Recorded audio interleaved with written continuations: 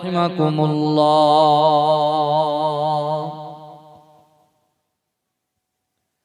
বিসমিল্লাহির রহমানির রহিম। ওয়ালিমান খাফা মাকামা রাব্বিহি জান্নাতান।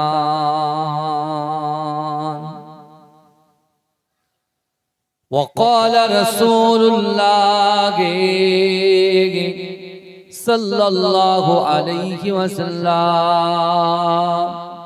إن الصدق يهدي إلى البر وإن البر يهدي إلى الجنة. وقال الله تعالى في آية أخرى أحسب الناس أن يتركوا أن يقولوا آمنا وهم لا يفتنون. عن سعد بن سعد رضي الله تعالى عنه قال قال رسول الله صلى الله عليه وسلم إن العبد لا يعمل عمل أهل النار وأنه من أهل الجنة وإنما العمل أهل الجنة وأنه من أهل النار إنما الأعمال بالخواتيم.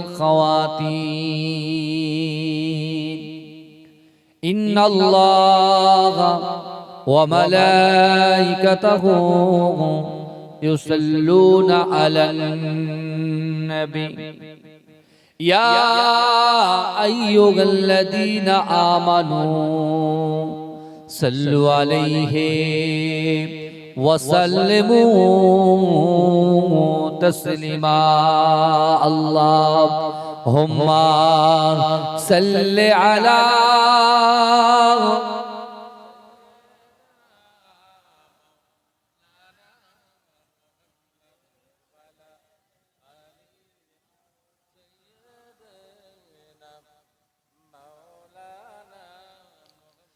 নবীজির নাম ধরিয়া সাঁতার দিলাম সাগরে, আমারে নিয়ে চলো নবীজির ওই দরবারে, আমারে নিয়ে চলো নবীজির ওই দরবারে।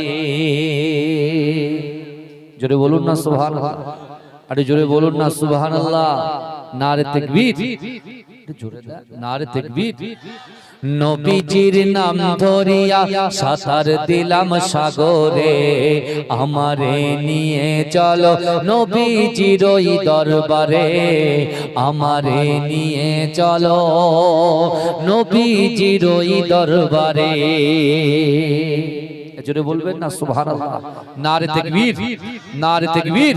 মাসলাকে মুজাদ্দিদ জামান বলুন জিন্দাবাদ, মাসলাকে মুজাদ্দিদ জামান বলুন জিন্দাবাদ। নারে তাকবীর। বাবাজি, কার কার রাসূলুল্লাহর রওজা মুবারকে যাওয়ার ইচ্ছা আছে একটু হাত তোলেন তো আগে। বলছি শক্ত সবার আছে, এই কথা বলেন। কাবা বাইতুল্লাহ শরীফ তওয়াফ করার ইচ্ছা কার কার আছে একটু হাত তোলেন।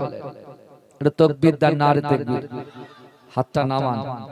বাবাজি, আমি কিন্তু হাত পা তোলাবো না, হাতটা একটু তোলাবো, বুঝতে পেরেছেন কি বুঝলেন?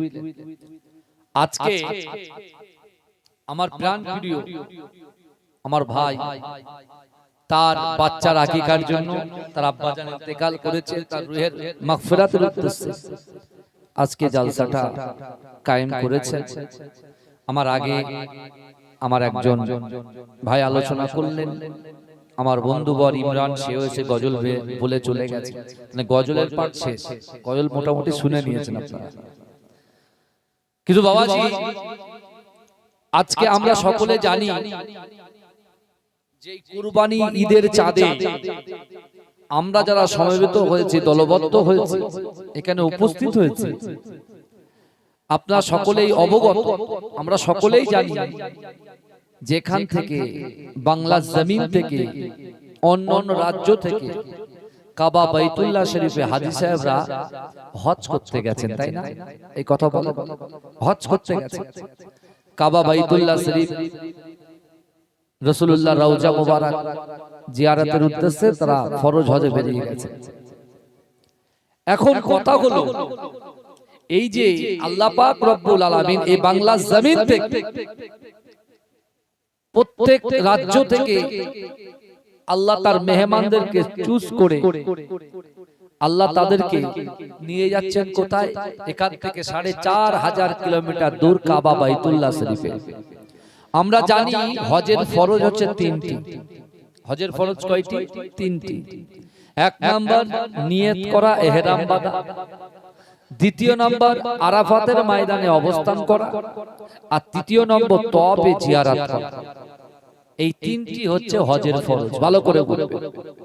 এখন আমার আল্লাহ পাক রব্বুল আলামিন এই বাংলা জমিন থেকে প্রত্যেক রাজ্য থেকে বান্দাকে নিয়ে গিয়ে এখান থেকে নিয়ে ৪৫০০ কিলোমিটার দূরে নিয়ে গিয়ে আরাফাতের ময়দানে অবস্থান করার মানে আল্লাহ ওই বান্দা বান্দির রাতের অন্ধকারে দিনের আলোতে প্রকাশ্যে অপ্রকাশ্যে জাহিরিতে বাতিনিতে সে যত গুনাহ করেছে আল্লাহ তার গুনাহগুলোকে ক্ষমা করার জন্যই তাকে আরাফাতের ময়দানে অবস্থান করান। জোরে বলুন না সুবহানাল্লাহ।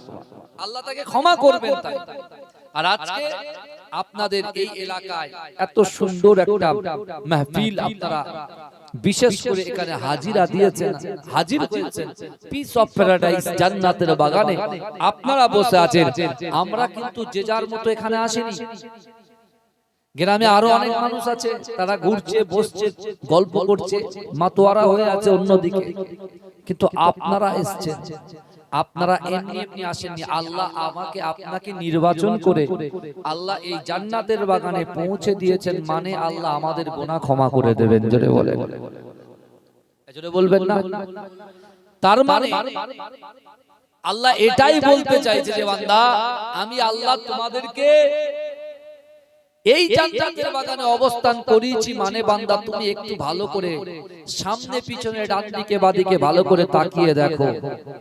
আমি আল্লাহ যে কোরআন আমার বিশ্ব নবীর উপরে আমি আল্লাহ নাজিল করেছি, আর ওই কোরআনের মধ্যে স্পষ্ট ভাষায় জানিয়ে দিয়েছি বান্দা বিসমিল্লাহির রহমানির রহিম নাহনু আকরাবু ইলাইকা মিন হাবলিল ওয়ারিদ। আল্লাহ বলছো বান্দা আমি আল্লাহ পাক তোমাদেরকে এত মহব্বত করি, এত ভালোবাসি, এত প্যার করি। ও বান্দা শোনো, আমি আল্লাহ পাক রব্বুল আলামিন তোমাদের ঘাড়ের শিরা উপশিরা থেকে অতি নিকটবর্তী আমি আল্লাহ তোমাদের সাথেই থাকি। জোরে বলে, জোরে বলবেন না? তাহলে আমাদের এখানে বসতে গেলে বসার মতো বসতে হবে।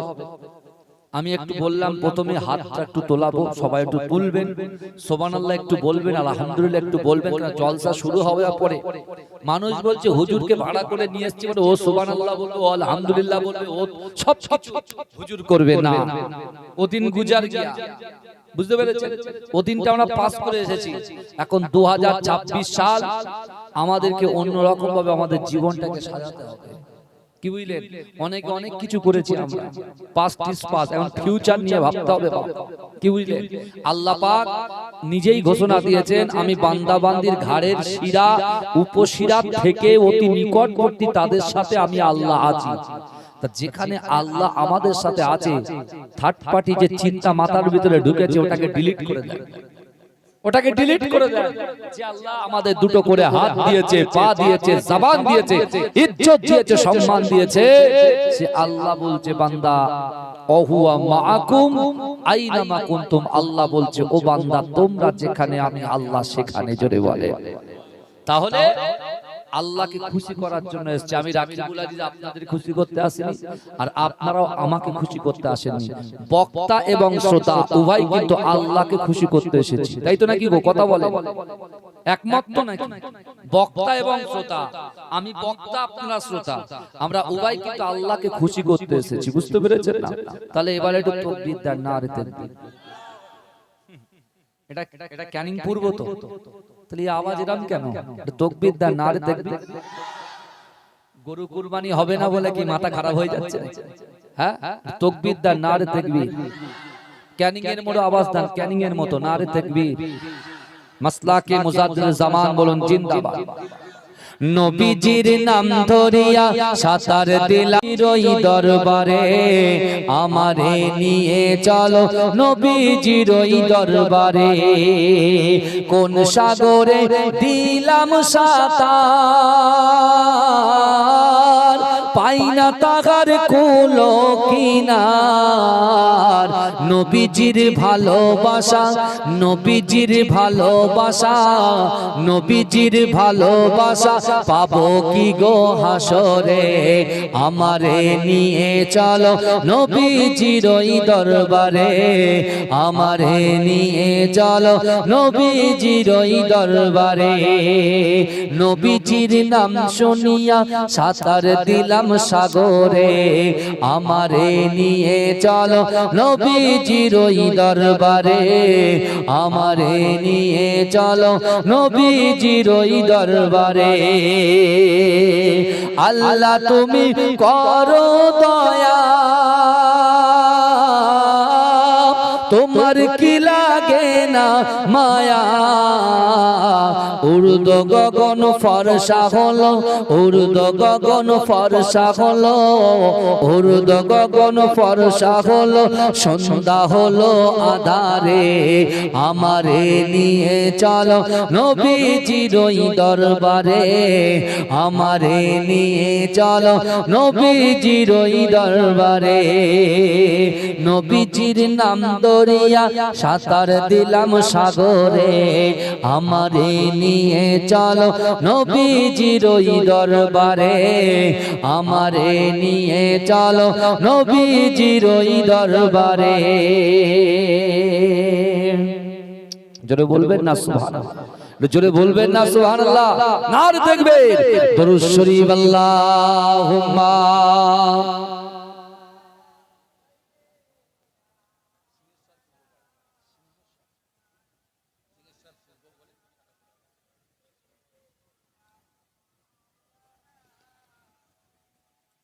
সকলে বলুন সাল্লাল্লাহু আলাইহি ওয়াসাল্লাম। নাহমাদুহু ওয়া নুসাল্লি আলা রাসূলিহিল কারীম, আম্মা বাদ। উপস্থিত আমার সম্মুখে বসে থাকা দিনদার ইমানদার আল্লাহওয়ালা নেককার আমার মুরব্বী বাপেরা, আমার চাচা জানেরা, আমার প্রাণ প্রিয় যুবক ভাইরা, পদ্মার অঞ্চলে ধার্মিকা পর্দার নশিনা আবেদা জাহেদা সালেহা, আমার আম্মা জানো বোনেরা, মহাসম্মানিত এ গ্রামের যোগ্য ইমাম সাহেব, মুয়াজ্জিন সাহেব, কমিটি সাহেবান গণেরা, বিশেষ করে আমার বাড়িওয়ালা ভাই, আল্লাহ পাক রব্বুল আলামিনের দরবারে লাখো কোটি শুকরিয়া জ্ঞাপন করি যে আল্লাহ পাক রব্বুল আলামিন আজিকার দিনেতে আমাদের মতো গুনাহগার, খাতাকার, সিয়াকার, নাচিস বান্দা বান্দিগুলোকে কিছু সময় এই জান্নাতের বাগানে কোরআন হাদিস ইজমা কিয়াসের কিছু কথা শোনার এবং বসার তৌফিক এনায়েত করে দিয়েছেন। সকলে উচ্চ আওয়াজে বলুন আলহামদুলিল্লাহ। তারপর পরই শান্তির দূত, সাম্যবাদের সদাচারী, ইমামুল হুদা, নূরুন আলা নূর, নূরে মুজাসসাম, সরকার দো আলম, মুফাখখারে মওজুদা, ইমামুল আম্বিয়া, খাতামান নবিয়িন, হাবিবে লবিবে তবিব, আকায়ে মাওলা মুহাম্মদ মুস্তাফা, সকলে বলুন সাল্লাল্লাহু আলাইহি ওয়াসাল্লামের রওজা মুবারাকে, মাজার মুবারাকে কোটি কোটি দরুদ ও সালাম। সকলে বলুন সাল্লাল্লাহু আলাইহি ওয়াসাল্লাম। আজকে আমরা সকলে উপস্থিত হয়েছি, আমার বাড়িওয়ালা ভাই একটা নিয়ত করেছেন, সেটা আপনারা খুব ভালো করে অবগত আছেন, এবং আমরাও এখানে যারা বসেছি বাড়িওয়ালা ভাইয়ের সাথে সাথে আমরা নিজেরাও নিয়ত করব। কি নিয়ত করব? আমরা নিজেরা বাঁচব, আর আমাদের পূর্বপুরুষ আমাদের থেকে যারা চিরবিদায় নিয়ে গহীন কবরে চলে গেছে তাদেরকেও বাঁচাবো। বলুন ইনশাআল্লাহ। ইনশাআল্লাহ বলবেন না বাবাজি? আর জোরে বলতে হবে ইনশাআল্লাহ। দুদিন পরে মাইকের আওয়াজ কমে যাবে, গলার আওয়াজ বাড়াতে হবে। বুঝতে পেরেছেন? এখন আমরা মাইক অনেক কিছু করছি না, বুঝতে পারছেন না? এখানে বলছি টোনটা বাড়িয়ে দেন, ওখানে বলছি এটা বাড়িয়ে দেন, সব বাড়িয়ে দিয়ে গলার আওয়াজ বাড়াতে হবে সবার, বক্তা এবং শ্রোতা, কেন মাইকের আওয়াজ বেশি থাকবে বলে আমার মনে হয় না। বুঝতে পেরেছেন? কিন্তু আমার বাবাজিরা, আজকে আমরা যারা এই জান্নাতের বাগানের মধ্যে এসে বসেছি, আল্লাহ পাক রব্বুল আলামিন পবিত্র কালামুল্লাহ শরীফের ভিতরে পরিষ্কারভাবে জানিয়ে দিলেন ওয়ালিমান খাফা মাকামা রাব্বিহি জান্নাতান। আল্লাহ বলছে বান্দা আমি আল্লাহর সামনে দাঁড়ানোকে কাল কিয়ামতের ময়দানে যে ভয় করবে, আমি আল্লাহর সামনে দাঁড়ানোকে যে ভয় করবে, আমি আল্লাহ তাকে দুটো জান্নাত পুরস্কার দেব। জোরে বলেন কটা জান্নাত দেবে বলেছেন? দুটো জান্নাত। আচ্ছা আপনারা বলেন তো আমাদের আসল বাড়ি কোথায়? আমাদের আসল বাড়ি বলে কবর। আমাদের আসল বাড়ি কবর? আমাদের আসল বাড়ি কবর নয়, আমাদের আসল বাড়ি হচ্ছে দয়ার জান্নাত। জোরে বলে এই আমাদের আদি পিতা প্রথমে কোথায় ছিল বলো? জান্নাতে ছিল। তাহলে বাড়িটাকে জান্নাত কাদের বাড়ি? আমাদের বাড়ি। কে যারা নামাজ কালাম রোজা জিকির ফিকির তাসবিহ তাহলিল হুকুকুল্লাহ আল্লাহর হক হুকুকুল ইবাদ বান্দার হক পঙ্খানুপঙ্খভাবে আদায় করে না, জান্নাত কিন্তু তাদের জন্য নয়। কি বুঝলে? তাহলে আমাদের আসল বাড়ি কবর নয়, কবর তো প্রথম মঞ্জিল। কবর একটা ঘর, প্রথম মঞ্জিল। ওই কবরে যে ছাড় পেয়ে যাবে সে আখিরাতেও ছাড় পেয়ে যাবে, আর যে আখিরাতে ছাড় পেয়ে যাবে আমার রাসূলুল্লাহ তার হাতটা ধরবে দয়ার জান্নাতে পৌঁছে দেবে। জোরে বলে আল্লাহ পাক আমাদেরকে অনেক ফ্যাসিলিটি দিয়েছে। আল্লাহ পাক রব্বুল আলামিন আমাদের অনেক সুযোগ দিয়েছে। কি সুযোগ দিয়েছেন? আজকে আমার যুবকদের ভিতরে একটা মনে মনে হচ্ছে যে মাথার উপরে কালো মেঘের ছায়া। বুঝতে পারছেন না? মাথার উপরে কালো মেঘের ছায়া, কি হবে কি হবে চিন্তায় মাথা খারাপ, ব্রেন খারাপ হয়ে যাচ্ছে। রাতের বেলা ঘুমায় না, একবার এপাশ একবার ওপাশ, কখনো কখনো তক্তপোষ থেকে ধপাস হয়ে যাচ্ছে। কি বুঝলে? কিন্তু আমার বাবাজিরা আজ থেকে ১৫০০ বছর আগে আকায়ে মাওলা নূর মিন নূরুল্লাহ মুহাম্মদ মুস্তাফা সাল্লাল্লাহু আলাইহি ওয়াসাল্লাম মক্কা থেকে ৩.৫ কিলোমিটার দূর একটা বড় পাহাড় আছে, যে পাহাড়টার নাম হচ্ছে হেরা গুহা পাহাড়, যে পাহাড়টা হচ্ছে খাড়া পাহাড়। আমি ২০১৮ সালে হজ করেছি আপনাদের দোয়ার বরকতে, ফরজ হজে গিয়েছি ২০১৮ সালে। আমি সেই পাহাড়টাকে চামড়া চোখে দেখেছি। পাহাড়টা উঠতে ২ ঘন্টা, নামতে ২ ঘন্টা সময় লাগে। ভালো করে বলবেন ইসলামের মধ্যে আমার আপনার কি অবদান আছে, আগে নিজেদের ভিতরে আত্মসমালোচনা করুন। কারণ আমি যার দিকে আঙুল তুলছি আপনার মনে করতে হবে ৩টা আঙুল কিন্তু আপনার দিকে আছে। আগে নিজেদের ভিতরে আত্মসমালোচনা করুন। আমি টেবিলের সামনে দাঁড়াই না, তখন আমাদের পুরো ফেসটা দেখা যায়, পুরো বডিটা দেখা যায়। বডির ভিতরে কি আছে না আছে দেখি। যদি এখানে একটা কালো দাগ স্পট পড়ে আমরা কি করি বলেন তো? এইভাবে নিয়ে দাগটাকে মুছে ফেলি। কথা ঠিক না ভুল কথা বলেন?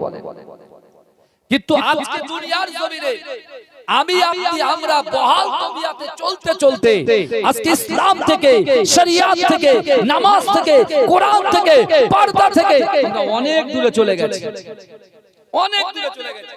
শুধু একটা দৃষ্টান্ত আমি আপনাদেরকে দিই, কেন কথাই কথা বলে। হযরত আবু বকর সিদ্দিক রাদিয়াল্লাহু তাআলা আনহুর ছেলের নাম হচ্ছে আব্দুর রহমান। হযরত আবু বকর হুজুরের ছেলের নাম ছিল আব্দুর রহমান। হযরত আবু বকর হুজুর ছিলেন রাসূলুল্লাহর পক্ষে, আর আব্দুর রহমান ছিল আবু জাহালের পক্ষে। ভালো করে বোঝেন আমাদের মনুষ্যত্বটা এই সমাজে কোন জায়গায় পৌঁছাতে চিন্তা করে। একদিন আব্দুর রহমান যখন ইসলাম গ্রহণ করলেন, অনেক বড় ঘটনা, আমি ছোট্ট করে একটুখানি জাস্ট একটা পয়েন্ট নেওয়ার জন্য বলছি। আব্দুর রহমান যখন ইসলাম গ্রহণ করলেন, সেই সময় বাপ বেটায় কথা হচ্ছে, হতে হতে হঠাৎ করে আব্দুর রহমান বলছে, আব্বু রাসূলুল্লাহর সঙ্গে যে কোনো একটা যুদ্ধে আপনি রাসূলুল্লাহর পক্ষে আপনি ছিলেন, আর আবু জাহালের পক্ষে আমি ছিলাম। কিন্তু বিশ্বাস করুন, আপনি আমার জন্মদাতা বাপ, আপনি যখন যুদ্ধের ময়দানে আমার সামনে দিয়ে যাচ্ছিলেন, আমার কাছে কিন্তু তরোয়াল ছিল। আমি ইচ্ছা করলে আপনার গর্দানটাকে ফেলে দিতে পারতাম। ৩ বার আমি তরোয়ালটাকে উত্তোলন করেছি আপনার গর্দানটাকে ফেলার জন্য, কিন্তু আমার মনে একটু অনুশোচনা হয়েছে যে ওটা কিন্তু আমার জন্মদাতা বাপ, তার জন্য আমি আপনাকে ছেড়ে দিয়েছি। বাপ কি বলছে জানেন? বাপ বলছে, ছেলে শোনো, তুমি যদি সত্যি সত্যি আমার চোখের সামনে আমার তরোয়ালের সামনে যদি তুমি পড়ে যেতে, আমি কিন্তু বিশ্বাস করো লা ইউমিনু আহাদুকুম হাত্তা আকুনা আহাব্বা ইলাইহি মি ওয়ালিদিহি ওয়া ওয়ালাদিহি ওয়ান নাসি আজমাইন। রাসূল বলছে তোমরা ততক্ষণ পর্যন্ত পূর্ণ ঈমানদার হতে পারবে না যতক্ষণ তোমাদের পিতা মাতা সন্তান সন্ততি আত্মীয় পরিজন পাড়াবাসী গ্রামবাসী ইয়াকে নিজের জীবনের থেকে রাসূলকে মহব্বত করতে হবে, তাহলে তোমরা হবে ঈমানদার। জোরে বলুন না সুবহানাল্লাহ। আবু বকর হুজুর বলতেছিলেন, শোনো আব্দুর রহমান, তুমি যদি আমার সামনে পড়ে যেতে আমি তোমার গর্দানটা ফেলে দিতাম, কারণ তুমি বাতিলের পক্ষে ছিলে আর আমি রাসূলুল্লাহর পক্ষে ছিলাম। তাই জোরে বলুন না সুবহানাল্লাহ। সেই যুগে সন্তান বাপেরকে এতটাই মহব্বত করেছে, বাপকে ছেড়ে দিয়েছে। আর আজকে আমরা কালেমা পড়েছি লা ইলাহা ইল্লাল্লাহ মুহাম্মাদুর রাসূলুল্লাহ, ছেলে তার বাপকে ছাড়ছে না। কথা বুঝতে পারছেন? বুঝছেন কিছু বাবাজি? ভালো করে বলে। আল্লাহ পাক আমাদেরকে কি ফ্যাসিলিটি দিয়েছে দেখেন, আল্লাহ যে কি ইজ্জত দিয়েছে, কি সম্মান দিয়েছে দেখেন। আল্লাহ কি সম্মান দিয়েছে আমাদের। আল্লাহ পাক রব্বুল আলামিন আমাদেরকে কত ইজ্জত কত মাকাম দিয়েছে দেখেন। কার জন্য? মুস্তাফা জানে রহমত মদিনা ওয়ালার জন্য। জোরে বলে আমার ভাই জানেরা, এ নবী পাকের উম্মত উম্মতিরা, এ নবী দেবানারা, আল্লাহর কোরআন বলছে বান্দা সুবহানাল্লাযী আসরা বিআবদিহি লাইলাম মিনাল মাসজিদিল হারাম ইলাল মাসজিদিল আকসা। হে যুবকেরা, কাবা ঘর বাইতুল্লাহ শরীফ থেকে বাইতুল মুকাদ্দাস পর্যন্ত, বাইতুল মুকাদ্দাস থেকে সপ্তম আসমান ভেদ করে আমার রাসূলুল্লাহ আল্লাহর সামনে হাজির হয়ে গেলেন। ও যুবকেরা, ও নবী পাকের উম্মত উম্মতিরা, একদিকে রব্বুল আলামিন আর একদিকে রাহমাতাল লিল আলামিন। ও যুবকেরা, ও নবী পাকের উম্মত উম্মতিরা, আমার আল্লাহ পাক রব্বুল আলামিন বিশ্ব নবী রাসূলুল্লাহ সাল্লাল্লাহু আলাইহি ওয়াসাল্লামকে বললেন, ও আমার হাবিবুল্লাহ, আপনি বলেন আমি আল্লাহ পাক রব্বুল আলামিন আমার কাছে আপনার কি চাওয়ার আছে, আমার কাছে আমি আল্লাহর কাছে তোমার কি পাওয়া আছে। হে যুবকেরা, হে নবী পাকের উম্মত উম্মতিরা, আমার রাসূলুল্লাহ একবার ডান দিকে তাকায়, একবার বাম দিকে তাকায়। আমার আল্লাহ বলল, হাবিবুল্লাহ না না না, আপনার ডান দিকেও কেউ নাই, বাম দিকেও কেউ নাই, একমাত্র আশিক আর মাশুক আমরা দুজনেই দাঁড়িয়ে আছি। একদিকে রব্বুল আলামিন আর একদিকে রাহমাতাল লিল আলামিন, আর মাঝখানে আমরা গুনাহগার খাটাকা সিয়াকা, তাই না? আল্লাহর বান্দা রাসূলুল্লাহর উম্মত। আমার আল্লাহ বলছে, হাবিব বলেন আপনার কি চাই। প্রথম প্রশ্ন কি চাই বলেন, আপনার কি লাগবে বলেন। রাসূলুল্লাহ মাথা হেট করে রয়েছে। আল্লাহ বলছেন, হাবিবুল্লাহ শোনেন, আমি আল্লাহ আপনাকে এত ভালোবাসি। হাবিবুল্লাহ শোনেন, আমি আপনার জন্য পুরো মক্কাটাকে সোনা বানিয়ে দিচ্ছি, পুরো মক্কাটাকে সোনা বানিয়ে দিচ্ছি। আর আপনি যেদিকে হেঁটে হেঁটে যাবেন, ওই সোনার পাহাড়গুলো আপনাকে ফলো করতে করতে নিজের জায়গা স্থান পরিবর্তন করতে করতে যাবে আপনার পিছন পিছন। জোরে বলে। আর আপনি যদি চান সারা বিশ্বের নেতা আমি আপনাকে বানিয়ে দেব, সারা বিশ্বের নেতা, কোনো অঞ্চলের নেতা না, পঞ্চায়েত সারা বিশ্বের নেতা আমি আল্লাহ আপনাকে বানিয়ে দেব। আপনি বলুন কি চাই। রাসূল কিচ্ছু বলছেন। কিন্তু আমার ভাই জানেরা, হে নবী পাকের উম্মত উম্মতিরা, হে নবী দেবানারা, বিশ্ব নবী রাসূলুল্লাহ সাল্লাল্লাহু আলাইহি ওয়াসাল্লাম যখন কোনো কথা বলে না, আমার আল্লাহ পাক বারবার জিজ্ঞাসা করে, ও আমার হাবিবুল্লাহ আপনি বলেন আপনার কি চাই। ও যুবকেরা, আমার দয়ার নবী রাসূলুল্লাহ সাল্লাল্লাহু আলাইহি ওয়াসাল্লাম কিছু সময় পরে আমার আল্লাহ পাক রব্বুল আলামিনের দরবারে আমার রাসূলুল্লাহ বললেন, ওগো রব্বুল আলামিন আল্লাহ পাক, আমি সোনা চাই না, আমি অর্থ চাই না, আমি সম্মান চাই না, আমি নেতা হতে চাই না, ওগো রব্বুল আলামিন আল্লাহ পাক, আমি আমার উম্মতকে চাই। কাকে চাই? কথা বলতে হবে তো। কাকে চাই? উম্মতকে চাই। উম্মত তো আমরা নাকি, কথা বলে না, উম্মত হচ্ছে আমরা। তাহলে আল্লাহ পাক রব্বুল আলামিন আমার রাসূলকে ডাইরেক্ট বললেন কি চাই? রাসূল বলছেন আমার উম্মতকে চাই। আর আমরা কি চাই? আমরা চাই টাকা, অর্থ, সম্মান, চেয়ার, এগুলো আমরা চাই। কিন্তু বাবাজি অবশ্যই এই কথা বলতে যে অনেকে বলতে পারেন হুজুর টাকা ছাড়া পৃথিবীতে কিছু হয় না। আমি তো আপনাদের সঙ্গে একমত। এই টাকা ছাড়া সংসার চলে, টাকা ছাড়া সন্তানকে ভালো স্কুলে আপনি পড়াতে পারবেন, এই কথা বলে। আপনার ছেলে ডক্টর করবেন, তাকে নিট প্র্যাকটিস করাতে হবে, তার জন্য লক্ষ লক্ষ টাকা খরচা। তার টাকা যদি না থাকে আপনি খরচা করবেন কি করে? ভালো করে বুঝবেন। তা আমি তো আপনাকে বলছি ভাই, আপনিও তো যে কথা বলছেন আপনার সাথে আমি হুজুরও একমত। টাকা ছাড়া কিছু হয় না। আপনি একটা ব্যবসা করবেন, পুকুরে মাছ ছাড়বেন, টাকার দরকার, এই কথা বলেন। আপনি অন্য অন্য ব্যবসা করবেন, দোকানে মাল তুলবেন, তার জন্য টাকার প্রয়োজন। আপনার স্ত্রীকে চুড়ি, শাড়ি, নানান রকম আসবাব কিনতে হবে, তার জন্য টাকার দরকার। তা আমি আপনাকে কি বলছি ভাই, আপনার সাথে তো একমত, আমি তো বিরোধিতা করছি না যে টাকা ছাড়া পৃথিবীতে কিছু পাওয়া যায় না। কিন্তু বাবাজি বুখারী শরীফের সারার মধ্যে কি এসেছে একটু শোনেন। আমার আপনার কাছে কিছু না কিছু পকেটে তো একটা টাকা থাকেই, থাকে কি থাকে না? বাড়ির আলমারিতেও থাকে। হ্যাঁ, দুনিয়ার জমিনে যা কিছু আমরা করেছি, আমাদের যা অর্থ সম্পদ গুলো আজকে এই গ্রামে সামনে পিছনে ডান দিকে বাদিকে যে সকল ভাই ও বাবাজিরা আপনারা বসে আছেন, বিশ্বাস করে আমাদের কাছে যা সম্পদ আছে, যা অর্থ আছে, যা টাকা আছে, এই টাকাটা, এই অর্থটা হচ্ছে পানির মতো।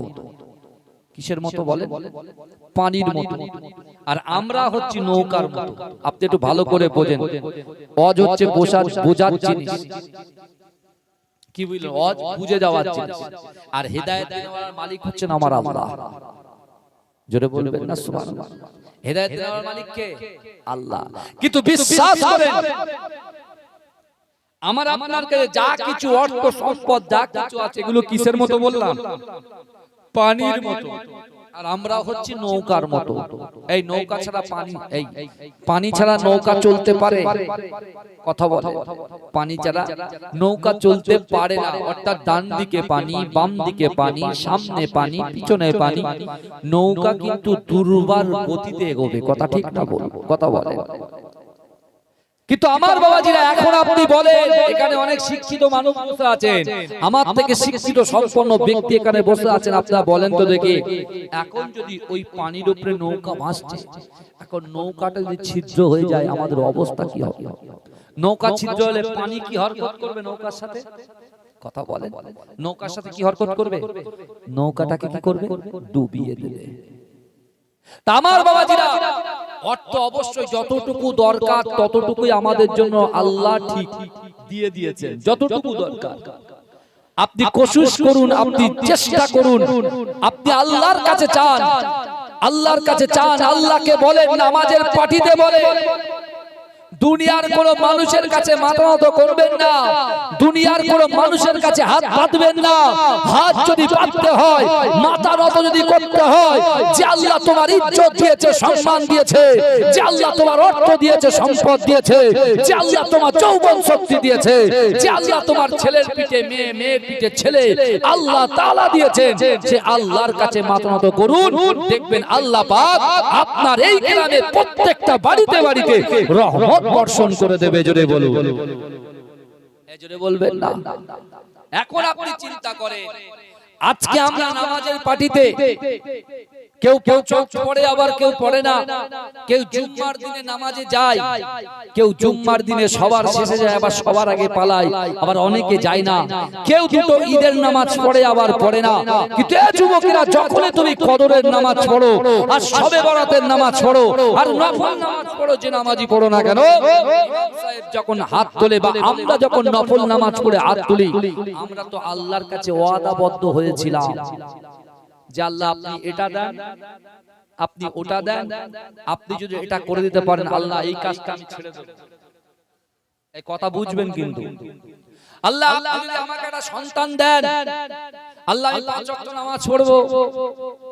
আল্লাহ আপনি যদি আমার এই কাজটা করে দেন, আমি অমুক বাজে কাজ ছেড়ে দেব, পরকিয়া ছেড়ে দেব, পরচর্চা ছেড়ে দেব, পরনিন্দা ছেড়ে দেব। এইভাবে আপনি ওয়াদাবদ্ধ হয়েছে।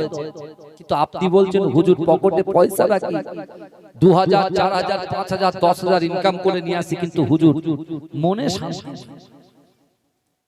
মনে শান্তি। হুজুর 4টে দোকান আছে, 5টা ফ্ল্যাট আছে, সব আছে, কিন্তু মনে শান্তি পাচ্ছি না। তার মানে কি জানেন?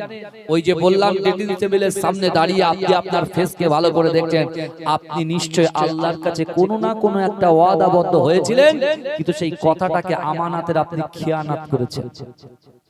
আল্লাহর কাছে আল্লাহ আপনার চাওয়া পূরণ করে দিয়েছে, কিন্তু আপনি যে আল্লাহর কাছে যে ওয়াদা করেছেন, সেই ওয়াদা কিন্তু আপনি পূরণ করতে পারেননি। কিন্তু আমার ভাই জানেরা, হে নবী পাকের উম্মত উম্মতিরা, হে নবী দেওয়ানারা, বিশ্ব নবী রাসূলুল্লাহ সাল্লাল্লাহু আলাইহি ওয়াসাল্লাম কি আপনাদের ইচ্ছা, আমার কোনো ব্যাপার না, আমার এই গরম টরম যা চলে যাবে, অসুবিধা নেই। ভালো করে যে কথা বলছিলাম, দরুদ শরীফ পড়েন, আল্লাহুম্মা সাল্লি আলা। এই এত টানবে, এই বাবা দিকে দাও, ঘুরিয়ে দাও, দাও আর একটু দাও, রাস্তা এখান থেকে কেটে এখানে ভাগাভাগি করেন।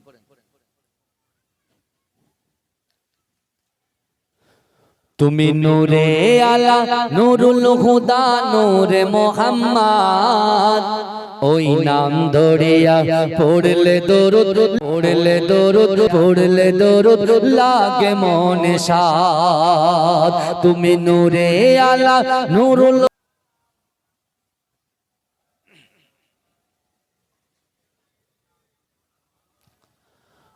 আমার বাবাজিরা, ভাই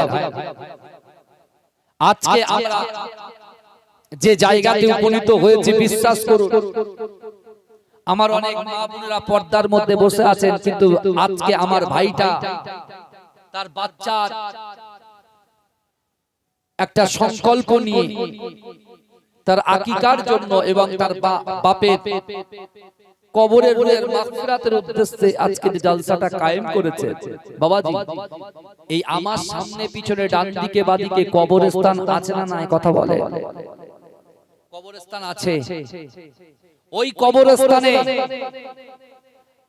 যারা কবরে শুয়ে আছেন, ওই কবরওয়ালার বাড়ি থেকে তার নাতি, তার পোতা, তার সন্তান, তার স্ত্রী, তার পুত্র পোতারা যারা এই জান্নাতের বাগানে, in the boundary piece of paradise, এই জান্নাতের বাগানের ভিতরে ওয়ায়ুসাবিহুনাকা ওয়ায়ুহামিদুনাকা ওয়ায়ুকাব্বিরুনাকা, যারা সুবহানাল্লাহ বলছেন, আলহামদুলিল্লাহ বলছেন, আল্লাহু আকবার বলে তাকবীর দিচ্ছেন। বিশ্বাস করেন, এই জান্নাতের বাগানে আমরা বসার জন্য ওই কবরওয়ালার কবরে আল্লাহ অটোমেটিক সব পৌঁছে দিচ্ছে। জোরে বলুন না সুবহানাল্লাহ। এই জোরে বলবেন না, চিৎকার দিয়ে হবে না সুবহানাল্লাহ। চিন্তা করেন, অনেকে বলে মানুষ মরে গেল না শেষ হয়ে গেল, অনেকে বলে মানুষ মরে গেল মানে মানুষ শেষ হয়ে গেল। যে বলছে কথাটা কাঁচা মিথ্যা কথা বলছে। বাবাজি, আমরা কবরস্থানের সামনে দাঁড়িয়ে সালাম নিই, আসসালামু আলাইকুম ইয়া আহলাল কুবুর। ধরেন আমার বাপ ইন্তেকাল করেছে, আমি ছেলে যদি আমার বাপের কবরের সামনে গিয়ে সালামটা নিই, আপনি ছেলে সালাম নেবেন, আপনার বাপ সালামের জবাবটা দেবে। জোরে বলেন, এই জোরে বলবেন না, চিৎকার দিয়ে হবে না সুবহানাল্লাহ। কিন্তু আমার ভাই জানেরা, হে নবী পাকের উম্মত উম্মতিরা, হে নবী দিওয়ানারা, একটু ভালো করে বোঝার চেষ্টা করেন। কাবা বাইতুল্লাহ শরীফে আমার রাসূলুল্লাহ 13টা বছর জিন্দেগির মধ্যে আমার রাসূলুল্লাহ একদিন হযরতে আবু বকর হুজুরকে সামনে রেখে আম্মা জাত খাদিজাতুল কুবরা রাদিয়াল্লাহু তাআলা আনহাকে সামনে রেখে আমার রাসূল রাসূলুল্লাহ এই কোরআনের আয়াতটাকে তেলাওয়াত করলেন। আল্লাহ রাসূল সাহাবাদেরকে বললেন, ও আমার সাহাবারা, আল্লাহর কোরআন বলছে বান্দা, ফালা তাকুল্লাহুমা উফি ওয়ালা তানাগারহুমা ওয়া কুল্লাহুমা কওলান কারীমা।